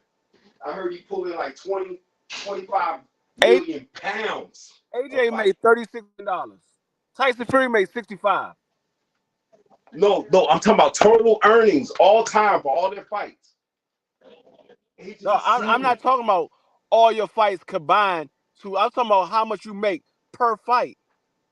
No, but okay, but when I'm telling you per fight, he made 7th all time. AJ makes a lot of money to fight. Listen what I'm saying. Listen what I'm saying. You saying all times. So you could be making $5 million, $5 million, $5 million, $5 million, and then all of a sudden get a big fight and make $300 million. That doesn't mean you're the highest paid fighter. That just No, means but you got a big ass bag for one fight. he never. But that's not what it was with him. It wasn't like that with him. I'm just telling you. When he I'm would telling step you. out, he needed that 20 million Tyson pounds, Fury. bro. Tyson Fury gets paid more than him. Tyson Fury is right behind him on the list too. He's right behind him at 8 all time. Tyson Fury's right behind him. Who's number George one? Foreman. Who's number one? Floyd. Who? Floyd Mayweather. Who's number two? Pacquiao. Who's number three? Canelo Alvarez. Number four? Conor McGregor. Conor McGregor's not even a boxer. But he made more money than most of these guys put together for one fight. Wow. Conor McGregor, how much they say Conor McGregor made? Off of that fight, $100 million. Conor McGregor's not even a boxer. Yeah, but that's one fight, the highest grossing fight that he made. Yeah, I get what you're saying, but that still got him up there. That still got him higher. He still made okay. more money Who's behind Conor McGregor? Oscar De La Hoya. Who's behind him? Lennox Lewis. Who's behind him? And then it's Anthony Joshua. And who's behind him? Tyson George Fury. Foreman. Oh. George Foreman. It's George Foreman. And then Tyson Fury and Mike Tyson and Sugar Ray Leonard. That's all time, or the top earners of all time. AJ, there was a stretch. I think after he fought Vlad, he was pulling in about like 20, 25 million pounds a fight. Big chicken. Yeah, I read an article somewhere that when they were saying that Canelo was the top dog, they were saying that really Canelo is just the top pay-per-view guy. But when we talk about flat out purse, AJ is the guy in boxing. He makes more money than any of these dudes, man. That's why it's like I feel like he outpriced himself with Wilder because he looking at everybody. He looking like, look, I get 25, 30 million a fight. Like, so if you want to fight me, y'all got to come up with 50. And if Wilder had that, that's what's up. But I feel like he would outprice himself. And that's why that's why Eddie was saying to me the other day, he's like, yo. I don't know what list you looking at, but I'm looking at a list and I'm saying Joseph Parker. I'm saying Alexander Usyk. I'm saying Povetkin. I see a lot. I see Jake Paul on there. I see a lot of guys that ain't no goddamn boxers. Oh man, I'm looking at all time the top 10 I see Dillian White on the list. I'm talking about this is the top paid fighters. I ain't go all time. I ain't go all time. I said top 10 all time. I'm just saying. I'm talking about the reason why the Wilder fight and the Joshua fight probably hadn't been made sooner. Is because it was easier for him to outprice any promoter that would be willing to even touch the fight. Because when a promoter touches his fights, he still was pulling 20, 25 million pounds a fight. So if Wilder steps up and wants to unify and make the undisputed fight, he can outprice himself, and that could be the reason why that fight ain't happening now. And that's why Eddie was like, the Saudis got it. They'll pay whatever both them guys want, and it'll happen. But the promoters ain't touching that. I don't think Al Heyman. Promoters ain't touching what? Anthony Joshua, Deontay Wilder fight with the money that they want. With the money they make from Saudi? No. The money what they want in general. Like if Saudi's not a factor in it, they don't want to pay that much money for that fight. But the Saudis would pay that type of money for it. Because they got it. Exactly. And Anthony Joshua won't fight him. That's what I'm saying. That's the only. But if the Saudis just make an offer that they can't refuse, then that shit's gonna happen. And I'm not even gonna say that the promoters won't pay for it because Deontay Wilder is his own promoter. Yeah, but he linked up with Al Heyman for Robert Helenius, so I don't see why that wouldn't be any different if he was trying to make it on that type of tip when it was gonna be something. I just told you that Anthony Joshua asked for $50 million and Deontay Wilder sent him the money. Deontay Wilder sent him $50 million, Yes, yes. or was Al Heyman saying I got $50 million? No, it was Deontay Wilder sent them $50 million. It wasn't Al Heyman. That's crazy. I don't know, man. I don't know. No, I'm I trying to just say feel like Deontay Wilder is paid. That's why I keep saying I don't know where you got where. I mean, maybe if they combine everything, because $50 I million think is a lot, man. I think That's a lot. I think Anthony Joshua might have been fighting before Deontay Wilder was fighting. I'm not sure. No, But it's not even that, Deontay dog. Wilder It's is just that paid. when Deontay Wilder sent them $50 million. He said, check your email. It's in your email. And he looked at it and he was like, they were like, first Eddie Hearn said, I need to know where this money came from.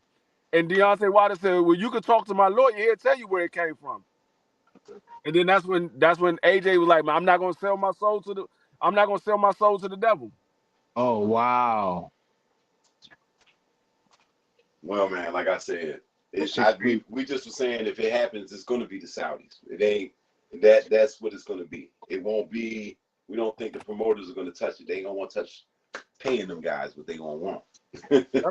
That's why Wilder said, I don't need boxing. I can retire whenever I want to. That's why he was talking to Tyson Fury.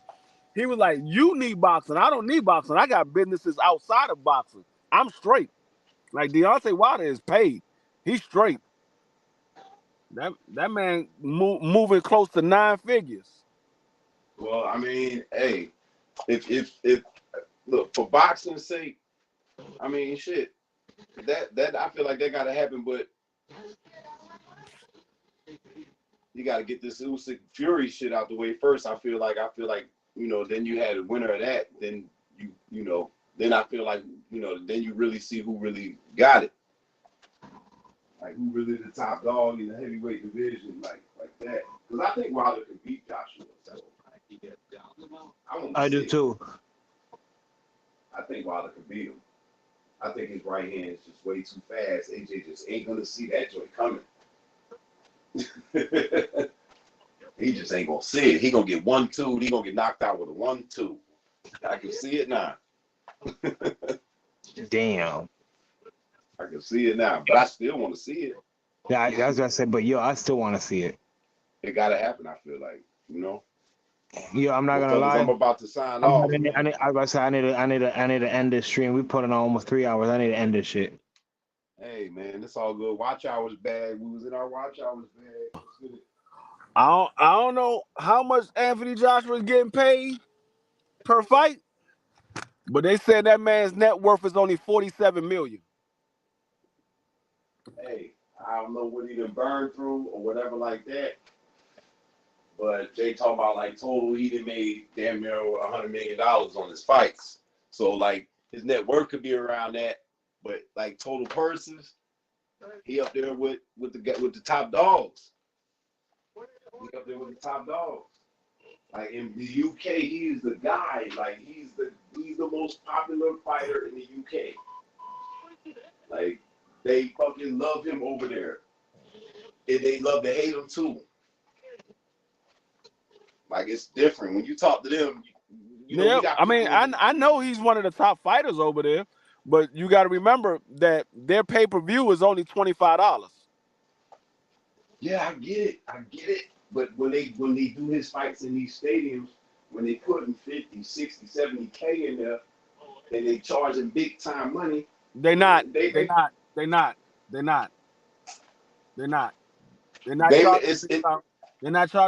money like you think they are. They make enough to pay out.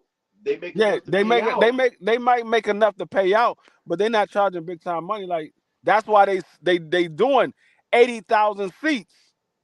That's why they're doing 80,000 seats, because they're not charging big money. They charging like you can get a ringside seat for a couple of $100. But at the same time, but if they wanted to, they can. They make enough to pay out. That's why they throw fights with him, give him his 20 million pounds, and let him go about his business. They don't have a problem with doing that. Like it's because of the popularity. Like they know he gonna pack the house. It ain't about how good he is. It's just him. He's a superstar in some senses out over there. So he gets paid for his name as opposed to his boxing game. You know, like he's weird like that. Like even like what Canelo, like Canelo gets paid now. Like yeah, he still got game, but he make a lot of money just off of the name. Floyd right now, he's fighting YouTubers and still banking tens of millions of dollars because of the fact that Shit, right now, Canelo is making more money than Anthony Joshua per fight. Yeah, I get that, fam. I'm just saying, I'm talking about all time. He had a nice stretch, especially when he had all the titles. I still don't believe that. Anthony Joshua not higher than Canelo. No, he's not. He's not. Canelo's like fourth all time. I'm about to say because Canelo had a $300 million deal with DAZN, with Golden Boy. Canelo is fourth all time. Like yeah, he's fourth all time. He's made plenty of money. No, he's third. My bad. He ain't third. He ain't fourth. He's third behind Floyd and Manny. Like it's crazy when I look at this list and I think about it. Yeah, I know Conor McGregor. Really, I mean, you can't really say it, but he did fight in one boxing fight and made $100 million. And so did Tyson Fury. That's crazy. Tyson Fury signed a deal with ESPN for $100 million. Well, he's right behind him and George Foreman, so ain't like he ain't getting to it. He's definitely getting to it. These are the top earners ever. Of all these guys that we know about that fight, these boys right here, this list I just gave you, this is what guys that make all the big money. And you heard all the names, you know? And it's crazy Anthony Joshua was in there, but I feel like he's in there because of his popularity. He get paid just because I'm him, I'm me. Like people want to just come see me. He in there for his popularity because he's not even on the list of highest selling fight in boxing history. Yeah, you're right. You're absolutely right. It's strictly popularity with how he get his money, and he could outprice himself if he trying to duck a fight. He could say some stupid shit because he's like, you know what I get. Like Ryan Garcia and Tank Davis is on the list at number 4 right now for the highest grossing fight in boxing history. They number 4, and that fight just happened. They did good. They pulled it in. That's what I'm saying. I mean, hey, like I said, I'm just saying Wilder and AJ, that should have been happened, and it still should. But I'm just worried that these promoters might not touch it. That's it. Be in debt. But with that being said, I'm off this. You already know it's your boy, Coastal, Eddie Unsteady, D Free, Chi Ming. You already know.